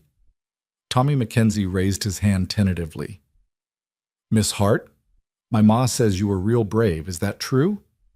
Eliza felt her throat tighten with unexpected emotion. "I did what needed to be done, Tommy. Sometimes being brave just means doing the right thing even when you're scared." "Were you scared?" "Terrified. But I had good people supporting me, and that made all the difference." The afternoon passed peacefully after that, the children settling into their lessons with renewed focus. Eliza dismissed them at 3 o'clock and was tidying the classroom when Martha appeared in the doorway, her expression troubled. "Eliza, honey, I need to talk to you about something." The seriousness in her tone made Eliza's stomach clench. "What's wrong?" Martha entered and closed the door behind her, lowering her voice even though they were alone. "My husband got word this morning from a colleague in Tucson. Seems Deacon Pierce has a brother. Name's Clayton Pierce, and he's got a reputation that makes Deacon look like a choir boy." Eliza sank into her desk chair, cold dread replacing the morning's warmth. "What kind of reputation?" "The violent kind. Clayton runs with a gang, bigger and meaner than the one Deacon had, and word is he's not happy about his brother being sentenced to 15 years. Martha's face was grave. "Sheriff Cole wanted you to know so you could be careful. Stay close to town, don't go anywhere alone, that sort of thing." "Do they think he'll come here?" "They don't know. Could be just talk.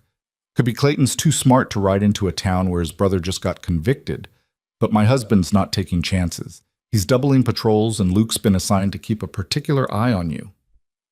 The mention of Luke made Eliza's heart twist. Where is he now? Riding the perimeter, checking the approaches to town. He'll be back before sundown. Martha reached out and squeezed Eliza's hand. I don't want to scare you, but I'd rather you be cautious than caught off guard.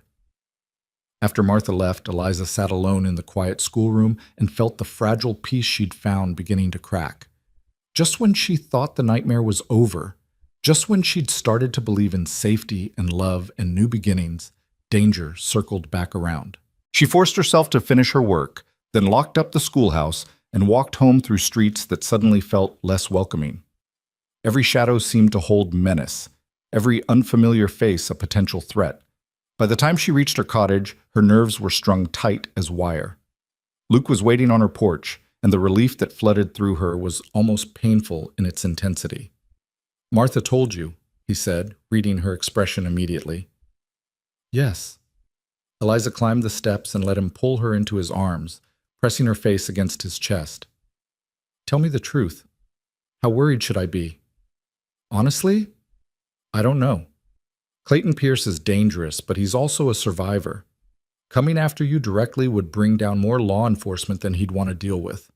Luke's arms tightened around her. But I'm not taking any chances. I'll be staying close until we know more. You can't watch over me every second. You have other duties. Oh, those duties include protecting the people of this town. Your people of this town. He pulled back enough to look at her face. I'm sorry. I know you were just starting to feel safe. So were you, Eliza said softly, seeing the frustration and anger in his eyes. You wanted this to be over for me. I wanted a lot of things. His thumb traced her cheekbone with infinite gentleness. Still want them, still planning on them.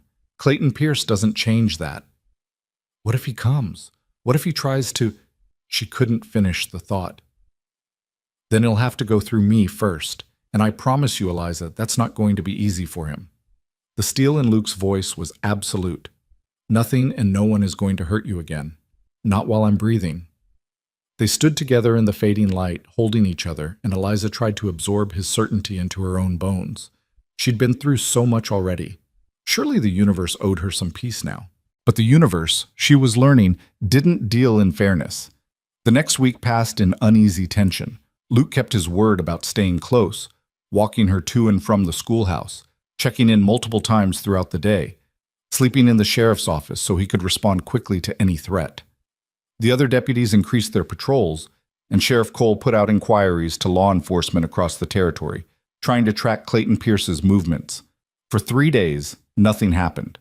Then, on Thursday evening, a cowboy rode into town with news that made everyone's blood run cold.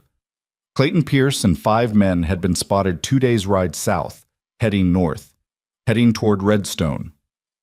The town erupted into controlled chaos. Sheriff Cole called an emergency meeting at the saloon, and every able-bodied man in Redstone showed up armed and grim-faced. Eliza watched from the doorway as Luke helped organize the defense, posting lookouts, establishing patrol routes, preparing the jail as a potential stronghold. We don't know for certain they're coming here, the sheriff told the assembled men, but we'd be fools not to prepare. If Clayton Pierce wants trouble, we'll give him more than he bargained for. A cheer went up, and Eliza felt simultaneously grateful for the town's solidarity and terrified of what that solidarity might cost. Luke found her after the meeting, his expression weary but determined. I need you to do something for me. Anything. Stay inside tomorrow. Cancel school, lock your doors, and don't open them for anyone but me or the sheriff. Can you do that? You think they'll come tomorrow? I think if they're 2 days out and riding hard, tomorrow's the most likely time. He gripped her shoulders gently. I can't do my job if I'm worried about you being exposed out at the schoolhouse. Please, Eliza, just this once, let me protect you the easy way. She wanted to argue, wanted to insist she wouldn't hide, wouldn't let fear control her decisions. But the exhaustion in Luke's face, the desperate edge to his voice, made her reconsider. All right, I'll stay inside. Relief washed over his features. Thank you. That night, Eliza barely slept. She lay awake listening to every sound, the wind rattling the shutters, a dog barking in the distance, the periodic calls of the night watch patrolling the streets. Somewhere out there in the darkness, violent men were riding toward Redstone with revenge on their minds, and the man she loved would be standing between them and their goal. Dawn came gray and threatening, clouds piling up on the horizon like trouble made visible. Eliza dressed and made coffee with shaking hands, then settled at her window to watch the street. A few early risers moved about their business, but the town had a subdued quality, everyone bracing for what might come. Luke appeared at mid-morning, looking like he hadn't slept at all. She let him in and immediately put more coffee on the stove while he sank into a chair at her small table. "Anything?" she asked. "Nothing yet. Lookouts haven't spotted anything unusual." He scrubbed his hands over his face. "Could be they changed course. Could be our intelligence was wrong. Could be they're just taking their time." Eliza set coffee in front of him and settled in the opposite chair. "Have you eaten?" "Not hungry." "Luke?" She waited until he looked at her. "You're no good to anyone if you collapse from exhaustion. Let me make you something." She prepared eggs and bacon while he drank his coffee in silence, and when she set the plate in front of him, he ate mechanically, clearly forcing himself to fuel his body even though his mind was elsewhere. "I keep thinking about my sister," he said suddenly, "how she had no one to protect her, how helpless she must have felt." His eyes met Eliza's, dark with old pain and new determination. "I can't let that happen again. Not to you. Not to anyone." "You're one man, Luke. If 6 riders come into this town looking for trouble, then I'll make sure I'm not the only one standing between them and innocent people." He reached across the table and took her hand. "But I need you to promise me something. If things go bad, if it looks like we can't hold them off, I need you to run. Go out the back, head for the rocks, hide until it's over." "I won't leave you." Eliza said, "No." She gripped his hand fiercely. "I won't hide while you risk your life for me. We face this together, whatever comes." Luke looked like he wanted to argue, but before he could speak, the sound of gunfire shattered the morning quiet. They both froze, eyes locked, and then Luke was on his feet, grabbing his rifle from where he'd leaned it by the door. "Stay here," he ordered. "Lock the door behind me and don't open it for anyone but me or the sheriff." "Luke, wait!" But he was already gone, running toward the sound of shots, and Eliza was left alone with her racing heart and her terror. She locked the door as instructed and ran to the window, pressing her face against the glass. Townspeople were scattering, parents grabbing children and rushing for cover. More shots rang out, and Eliza saw riders at the far end of the main street, 6 of them, exactly as reported, firing into the air and advancing slowly. Clayton Pierce rode at their center, and even from a distance, Eliza could see the family resemblance to Deacon. Same build, same predatory posture, same aura of casual cruelty. Luke and the other deputies were taking positions behind cover, water troughs, storefronts, the corner of the livery stable. Sheriff Cole stood in the middle of the street, hands near his guns but not drawn, projecting authority even in the face of overwhelming odds. "That's far enough, Clayton," the sheriff's voice carried clearly. "You got business in Redstone, state it peaceful or turn around." Clayton's laugh was harsh and mocking. "Oh, I got business all right, Sheriff. Got a brother sitting in your jail waiting transport to territorial prison. Thought I'd come have a word about that." "Your brother was convicted fair and square. He committed crimes. He's paying for them. That's all there is to it." "See, I disagree. Way I hear it, some lying Eastern bitch made up a story to get him locked up. Thought maybe I'd have a conversation with her about that. Set the record straight." Eliza's blood went cold. This was about her. These men had ridden into town guns blazing because of her testimony, because she dared to tell the truth about what Deacon had done. "Miss Hart told the truth," Sheriff Cole said firmly, "and you threatening her just proves what kind of men you and your brother are. Now you've got 2 choices. You can turn around right now and ride out, or you can face justice same as Deacon. Which is it going to be?" Clayton's response was to draw his gun and fire directly at the sheriff. Cole dove for cover as the bullet whined past his head, and suddenly the whole street erupted into chaos. The deputies returned fire, and Clayton's men scattered, taking cover behind their horses and returning shots with vicious accuracy. Glass shattered in storefronts, Bullets thudded into wood. Someone screamed. Eliza watched in horror as Luke traded shots with one of the outlaws, his movements precise and controlled even in the midst of chaos. He dropped one man with a clean shot, then had to duck as another bullet nearly took his hat off. She couldn't just stand here. Couldn't just watch while Luke and the others risked their lives. Eliza ran to her bedroom and pulled out the small revolver Martha had insisted she buy weeks ago, despite her protests that she'd never be able to use it. Martha had taught her to load it, to aim it, to squeeze the trigger slowly and steadily. At the time, Eliza had thought it was unnecessary paranoia. Now she blessed Martha's foresight. She checked that it was loaded, then returned to the front room just as something heavy slammed against her door. Once. Twice. On the third impact, the lock gave way and the door burst open. A man filled the doorway, one of Clayton's gang, young and wild-eyed and clearly sent to flush her out, while the others kept the deputies pinned down. He grinned when he saw her, showing gap teeth. "There you are, Missy. Boss wants a word." "Get out of my house," Eliza said, raising the revolver with both hands the way Martha had taught her. The outlaw's grin widened. "You ain't gonna shoot me. Pretty little thing, like you don't have the stomach for—" Eliza pulled the trigger. The shot was deafening in the small space, and her aim was terrible. The bullet went wide, embedding itself in the doorframe a foot to the left of the outlaw's head. But the shock of it, the sheer unexpectedness of this Eastern schoolteacher actually firing at him, made the man stumble backward. "The next one won't miss," Eliza lied, her voice shaking but firm. "Get away from my door." The outlaw's face twisted with rage, and he started to raise his own gun. Eliza was squeezing the trigger again when a shot cracked from behind the man, and he dropped like a puppet with cut strings. Luke stood in the street, smoke curling from his rifle barrel, his face a mask of fury and fear. "Eliza, get back from the door!" She obeyed instinctively, stumbling backward just as another of Clayton's men appeared, firing wildly. Luke returned fire with deadly precision, and that man fell too. The gunfight continued around them, but Luke was moving now, running toward Eliza's cottage, even as bullets kicked up dust at his feet. He dove through the doorway and slammed what was left of the broken door shut behind him. "Are you hurt?" He grabbed her shoulders, his eyes wild as they scanned her for injuries. "Did he touch you?" "No, I'm fine, Luke. You shouldn't have. You left your position. I heard the shot from inside your house and nothing else mattered." He pulled her against him hard, his heart hammering against her cheek. "When I thought I might have been too late." Another volley of shots interrupted him, closer now. Through the broken door, Eliza could see the street where Sheriff Cole and the deputies were making a fighting retreat toward the jail, trying to draw Clayton's men away from the residential area. "We need to move," Luke said grimly. "This cottage is too exposed. Can you run?" "Yes." "Stay behind me.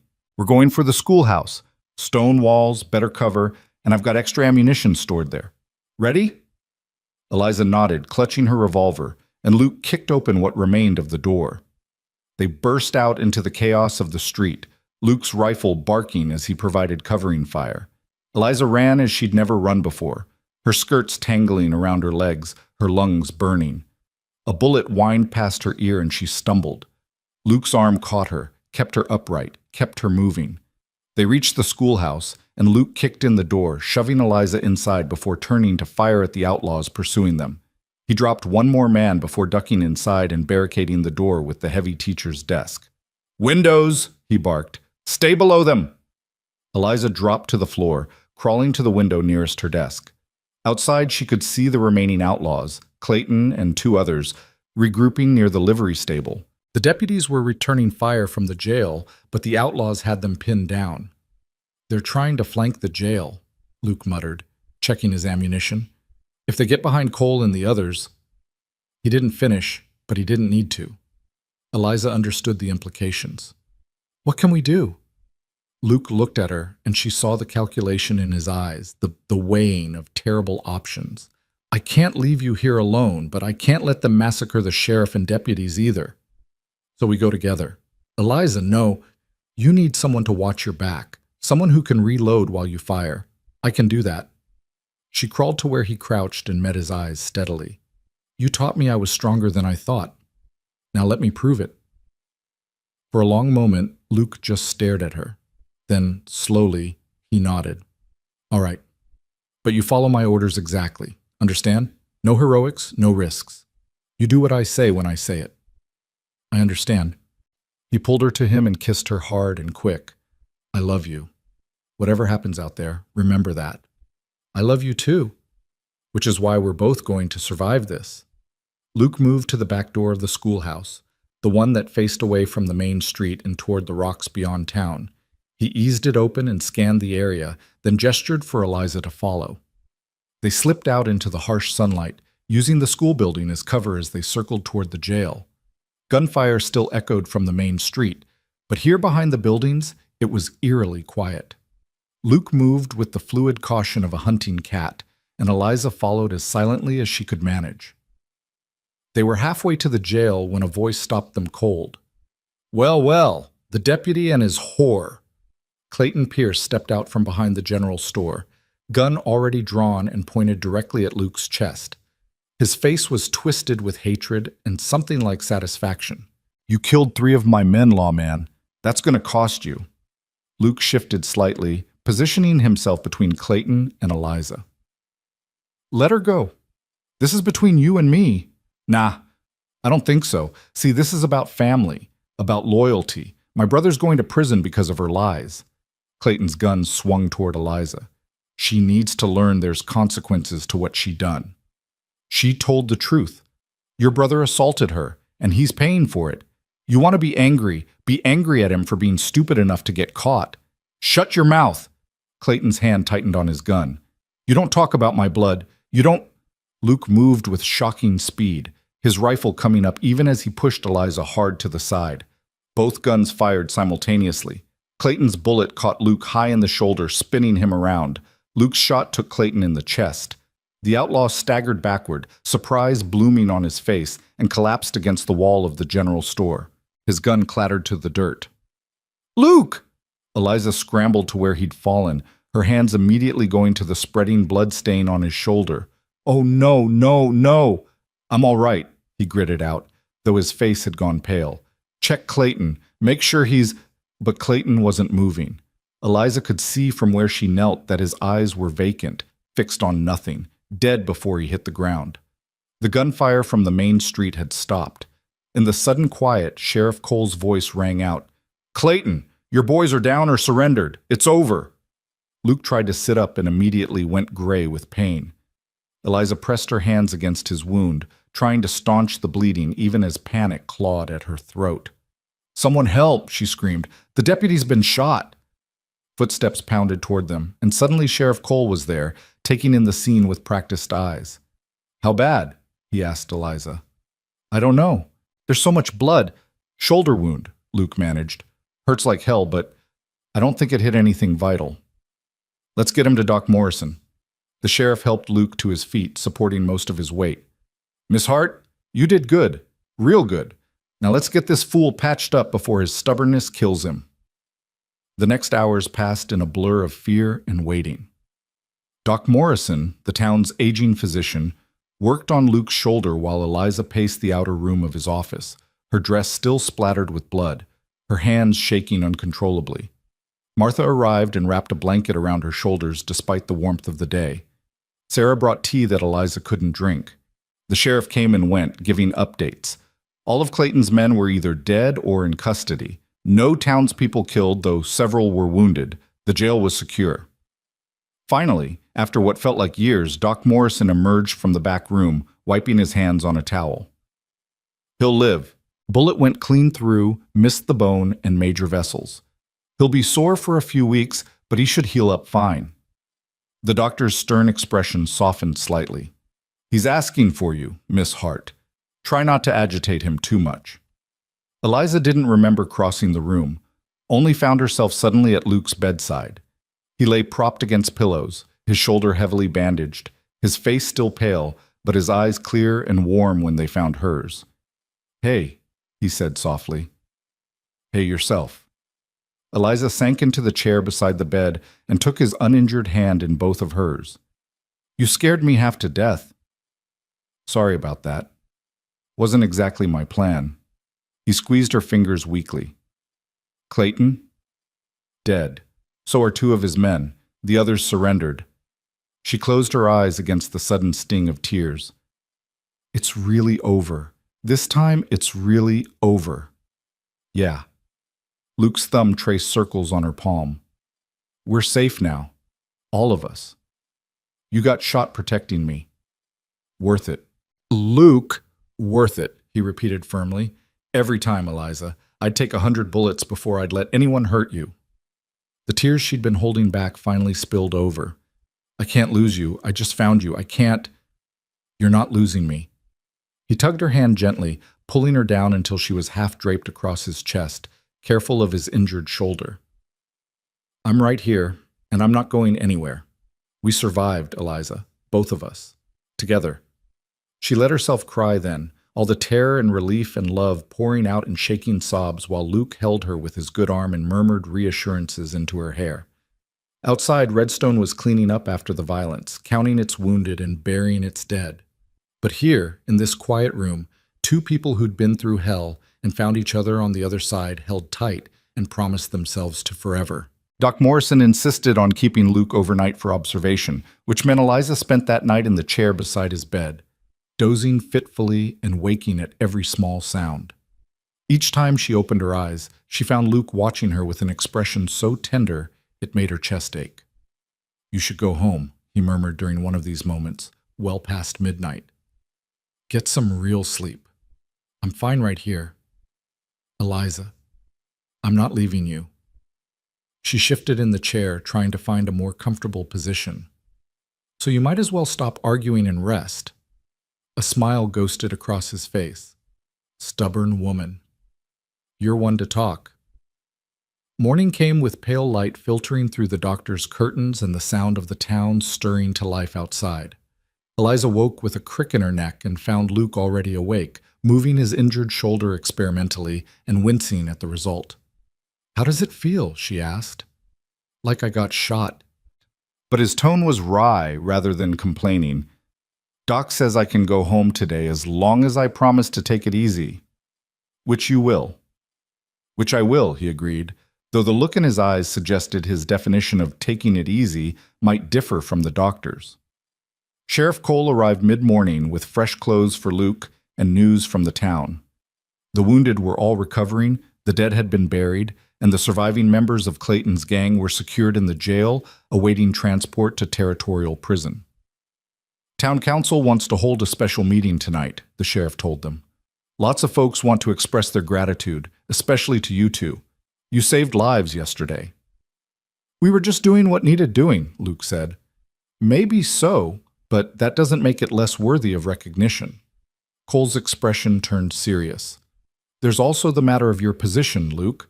With you injured, I'm going to need someone to help carry the load until you're healed up. Was thinking of making it permanent, hiring a second deputy. Town's growing, and yesterday proved we need more law enforcement. Good idea, Luke agreed. You have someone in mind? Few candidates. We can discuss it once you're back on your feet. The sheriff's eyes shifted to Eliza, and something like amusement crossed his face. Miss Hart, I expect you'll want to get cleaned up before tonight's meeting. Martha's been by your cottage this morning, got the door fixed and tidied up the mess from yesterday. Eliza felt a rush of gratitude. Please thank her for me? You can thank her yourself tonight. She'll be at the meeting along with half the town. After the sheriff left, Doc Morrison gave Luke a final examination and pronounced him fit to leave with strict instructions about rest, clean bandages, and no heavy lifting for at least 3 weeks. And no heroics, the doctor added sternly. You hear shooting? You let someone else handle it for once. Yes, sir, Luke said with such exaggerated meekness that Eliza had to hide a smile. They walked slowly back to Eliza's cottage through streets that showed signs of yesterday's violence. Bullet holes in storefronts, broken windows being replaced, blood stains in the dust that someone was trying to scrub away. But there was also laughter, children playing, women hanging laundry, life asserting itself with stubborn determination. Inside the cottage, Eliza saw that Martha had indeed worked miracles. The broken furniture had been removed, the floors cleaned, fresh curtains hung at the windows. The only sign of yesterday's intrusion was the new door, its wood still pale and unweathered. I need to thank her properly, Eliza said, looking around with wonder. She'll say you already did by standing up to those men. Luke lowered himself carefully into a chair. The whole town's talking about how you fired at that outlaw. I think you terrified him more than any of the deputies did. My aim was terrible. Your courage wasn't. He held out his good hand. Come here. Eliza went to him, letting him pull her down to perch on his knee. She was careful of his injured shoulder, but he wrapped his arm around her waist and held her close. I've been thinking, he said quietly, about what happens next. For us. Eliza's heart began to beat faster. What do you mean? I mean that life's too short and too uncertain to waste time dancing around what we both want. His eyes searched hers. I love you, Eliza. I want to build a life with you. I want to wake up next to you every morning and go to sleep with you in my arms every night. I want to watch you teach those children and come home to you after patrol and grow old together in this town. We're both learning to love. Tears pricked Eliza's eyes. Luke, I know it's fast. I know we've only known each other a few months. But when I was lying there bleeding yesterday, all I could think was how much I'd regret it if I died without asking you to marry me. He cupped her face with his free hand. So I'm asking now. Eliza Hart, will you be my wife? The answer came without hesitation, rising from the deepest part of her heart.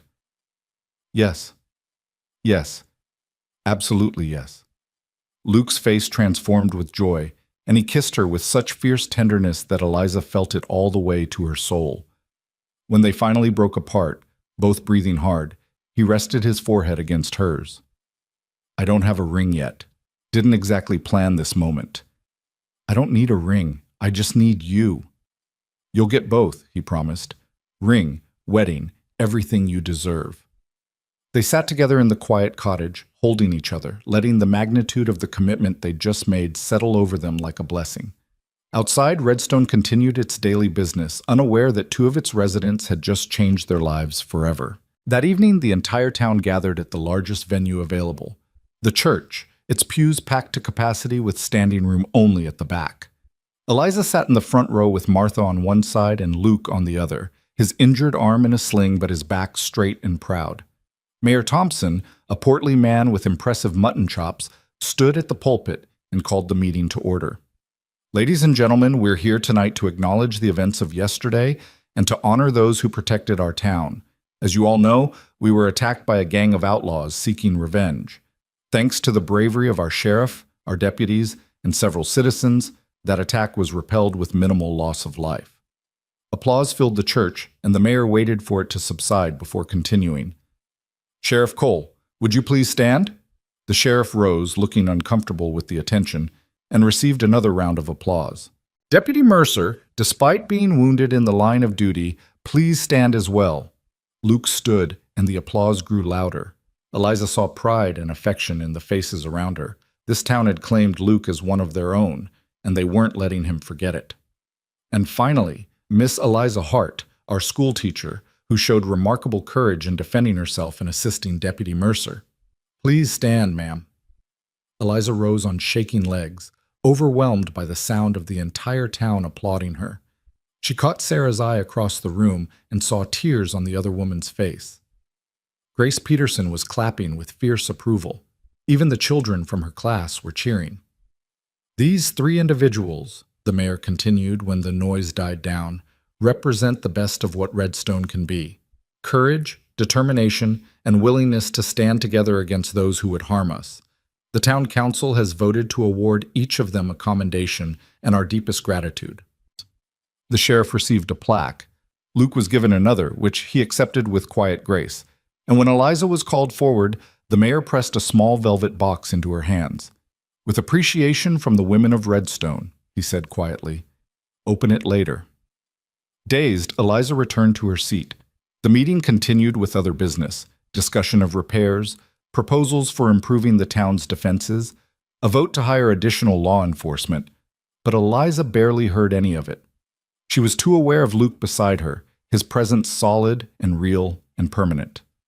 When the meeting finally adjourned, people swarmed around them with thanks and congratulations. It took nearly an hour to work their way out of the church, and by the time they emerged into the cool evening air, Eliza was exhausted. Luke seemed to sense it. Want to get out of here? Go somewhere quiet? Please. They walked to the edge of town, to the same trail that led up into the rocks where Luke had first kissed her. But instead of climbing, they sat on a boulder near the base and looked back at Redstone spread out below them, lamplight beginning to glow in windows as families settled in for the night. Open your gift, Luke said, gesturing to the velvet box she still clutched. Eliza opened it and gasped. Inside was a delicate gold locket on a fine chain, and when she opened the locket, she found a tiny photograph of the schoolhouse on one side and an empty space on the other. The women took up a collection, Luke explained. Martha organized it. The empty side is for a photograph of your family or whoever you want to carry close to your heart. Eliza's vision blurred with tears. It's beautiful. Will you help me put it on? Luke fastened the chain around her neck with his good hand, his fingers gentle against her skin. The locket settled just above her heart, warm from his touch. There's something I need to tell you, Eliza said, turning to face him. About what happened with Deacon Pierce and Clayton and all of it. You don't have to talk about that if you don't want to. I do, though, because I need you to understand something. She took his hand in both of hers. When Deacon kissed me, he thought he was taking something from me. My innocence, my sense of safety, my belief that the world could be good. And for a while, I thought he had succeeded. I thought I was broken, that some essential part of me had been destroyed. Luke started to protest, but she squeezed his hand, asking him to listen. But then you showed me I was wrong. You taught me that what he took wasn't mine to begin with. It was his violence, his cruelty, his sickness. What was mine was the choice of who to trust, who to love, who to give myself to freely and without fear. She reached up to touch his face. You gave me back that choice, Luke. Not by pretending the bad thing didn't happen, but by showing me what the good thing could be. Eliza, let me finish. What I'm trying to say is that I'm not afraid anymore. Not of intimacy, not of trust, not of building a life with someone. Because you showed me what it means when a man truly loves a woman. It's not about taking, it's about giving. Not about power, but about partnership. And I want to spend the rest of my life learning that with you. Luke pulled her into his arms, mindful of his injured shoulder, but holding her as close as he could manage. You're the bravest person I've ever met. You know that. I'm really not. I'm just someone who was lucky enough to find a good man when I needed one most. We found each other, Luke corrected, and I'm not letting go. They sat together as the stars came out overhead, talking quietly about their future. They decided to marry in a month, giving Luke time to heal and Eliza time to finish preparing her students for the territorial examinations. They talked about where they'd live, Luke's small house near the sheriff's office, or Eliza's cottage, and agreed to combine households in whichever space made the most sense. I'll have to keep teaching, Eliza said. The town needs a school teacher, and I love the work. I wouldn't have it any other way. You were born to teach, Eliza. I saw it the first time I watched you with those kids. And you'll stay on as deputy?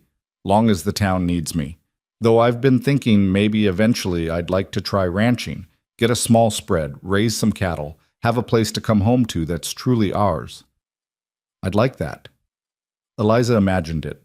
A house in the desert, children running in the yard, Luke coming home from work to find her waiting. A life built from nothing but love and determination and the willingness to believe in second chances. I'd like that very much.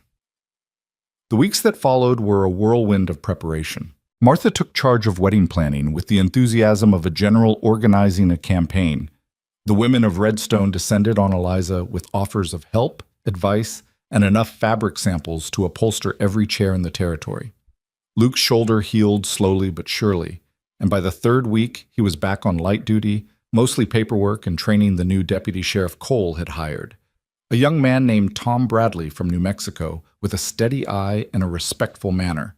School continued, and Eliza found joy in watching her students grow and learn. The territorial examinations came and went, and when the results arrived showing that Redstone students had scored higher than any previous year, the town celebrated with almost as much enthusiasm as they'd shown after the gunfight. You're a miracle worker, Sarah told her, hugging her tightly. My boys actually enjoy reading now. I never thought I'd see the day.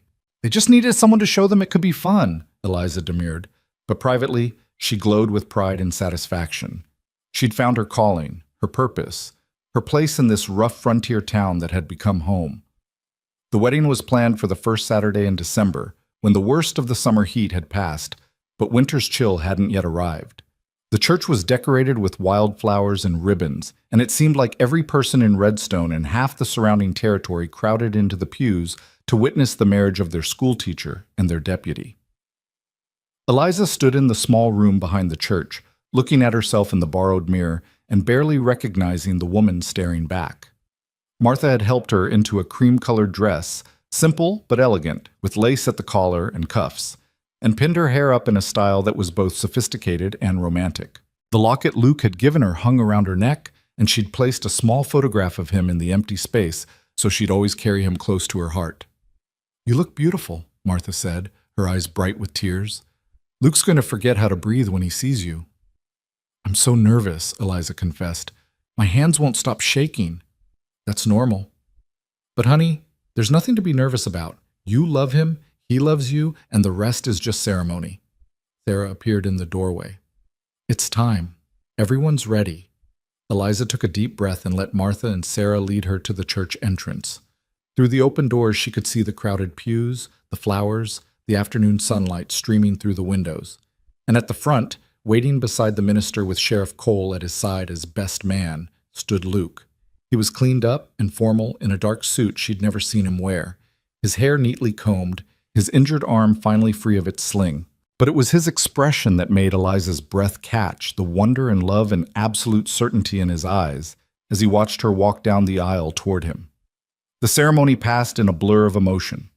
Eliza heard herself speak her vows, heard Luke's voice steady and sure as he promised to love and cherish her. She felt the ring slide onto her finger, a simple gold band he'd ordered from a jeweler in Tucson, and saw the matching one she placed on his hand. And then the minister was pronouncing them husband and wife, and Luke was kissing her in front of the entire town, kissing her with such tender passion that someone in the back whistled and everyone laughed. "I love you, Mrs. Mercer," Luke whispered against her lips. "I love you too," Eliza whispered back, and felt the last piece of fear that had been lodged in her heart since that terrible day on the stagecoach finally dissolve completely. The reception was held in the same barn where the town social had been, and it seemed like half the territory had contributed food and drink. There was dancing and toasting and so much joy that Eliza felt drunk on it without touching a drop of alcohol. Luke danced with her again and again, holding her close and spinning her around the floor while their friends and neighbors cheered. Sheriff Cole gave a toast that made everyone laugh and cry. Martha presented them with a quilt she and the other women had made, each square embroidered with symbols of their journey, a stagecoach, a schoolhouse, a deputy's star, a heart. As the sun set and the lamps were lit, Eliza stood in Luke's arms and looked around at the community that had embraced her, protected her, and helped her heal. She thought about how far she'd come from the terrified woman who'd stepped off that stagecoach with her life in ruins.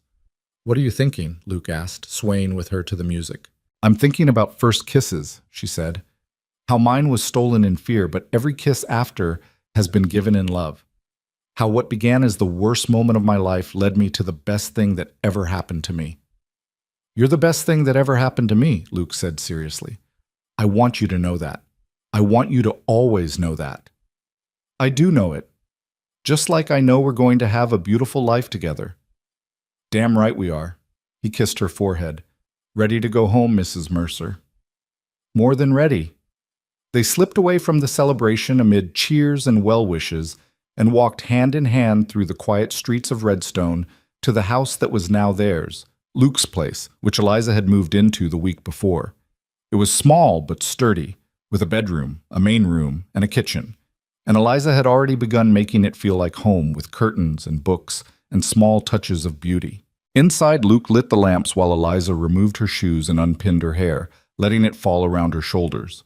When she turned, she found him watching her with an expression that made her pulse quicken. "Come here," he said softly. She went to him, and he pulled her close, his hands gentle as they had always been, asking permission with every touch. They kissed slowly, deeply, taking their time, and when Luke finally led her to their bedroom, Eliza felt no fear at all. What followed was tender and beautiful, and sometimes awkward. They were both learning each other, discovering what brought pleasure and what made them laugh. But it was theirs, freely chosen and joyfully shared. And when they finally lay tangled together in the darkness, Eliza felt a completeness she'd never known was possible. "I'm so glad I got on that stagecoach," she whispered. "Even though it was terrifying, even though terrible things happened, I'm glad. Because it brought me here. To you." I'm glad too," Luke said, his fingers tracing patterns on her shoulder. "Though I wish I could have spared you the pain. The pain made me who I am, and who I am is someone strong enough to love you without fear, brave enough to build this life, certain enough to believe in forever." They fell asleep wrapped in each other's arms, and Eliza dreamed of the future they would build together, children learning their letters in her classroom, horses grazing in fields they'd plant, gray hair and wrinkled hands still intertwined after decades of love. The years proved her dreams prophetic. Eliza taught in Redstone's schoolhouse for another 30 years, educating generations of children and becoming one of the most beloved figures in the town's history. Luke served as deputy and then sheriff, keeping the peace with quiet competence and earning the respect of everyone who knew him. They bought their ranch 5 years after marrying, a modest spread with good water and better views, and built a house there where they raised 3 children. 2 boys who had their father's steady eyes and their mother's love of learning, and a daughter who was fierce and fearless and determined to become a doctor despite everyone telling her women didn't do such things. Redstone grew and prospered, transforming from a rough frontier town into a thriving community with schools and churches and businesses. The railroad came through when Luke was 45, bringing new people and new possibilities. But through all the changes, the Mercers remained a constant, pillars of the community, examples of what love and courage could build. On their 30th anniversary, Luke and Eliza sat on the porch of their ranch house watching the sunset paint the desert in shades of fire and gold. Their children were grown and scattered, the boys running ranches of their own, their daughter studying medicine in San Francisco. But the house still felt full of love and memory. "Do you ever think about that day?" Eliza asked, her hand clasped in Luke's. "The stagecoach? Sometimes," Luke admitted, "but not the way I used to. Now when I think about it, I mostly remember being grateful." "Grateful?" "That I was there, that I could help you, that it led to this." He gestured at the life spread out before them, the ranch, the children's abandoned toys still scattered in the yard, the home they'd built with their own hands and hearts. All of this came from that terrible moment.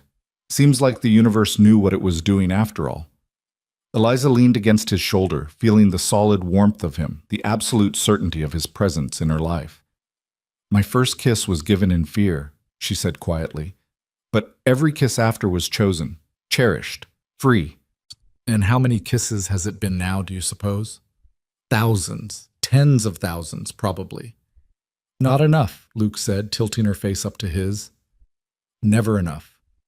He kissed her as the sun sank below the horizon, as gentle and careful as that first deliberate kiss on the rocks above Redstone.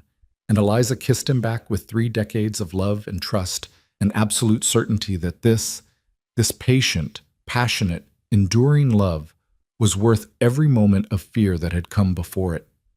What began in terror had ended in love, and stayed that way through all the years that followed, through children and grandchildren, through the aging of their bodies and the deepening of their souls.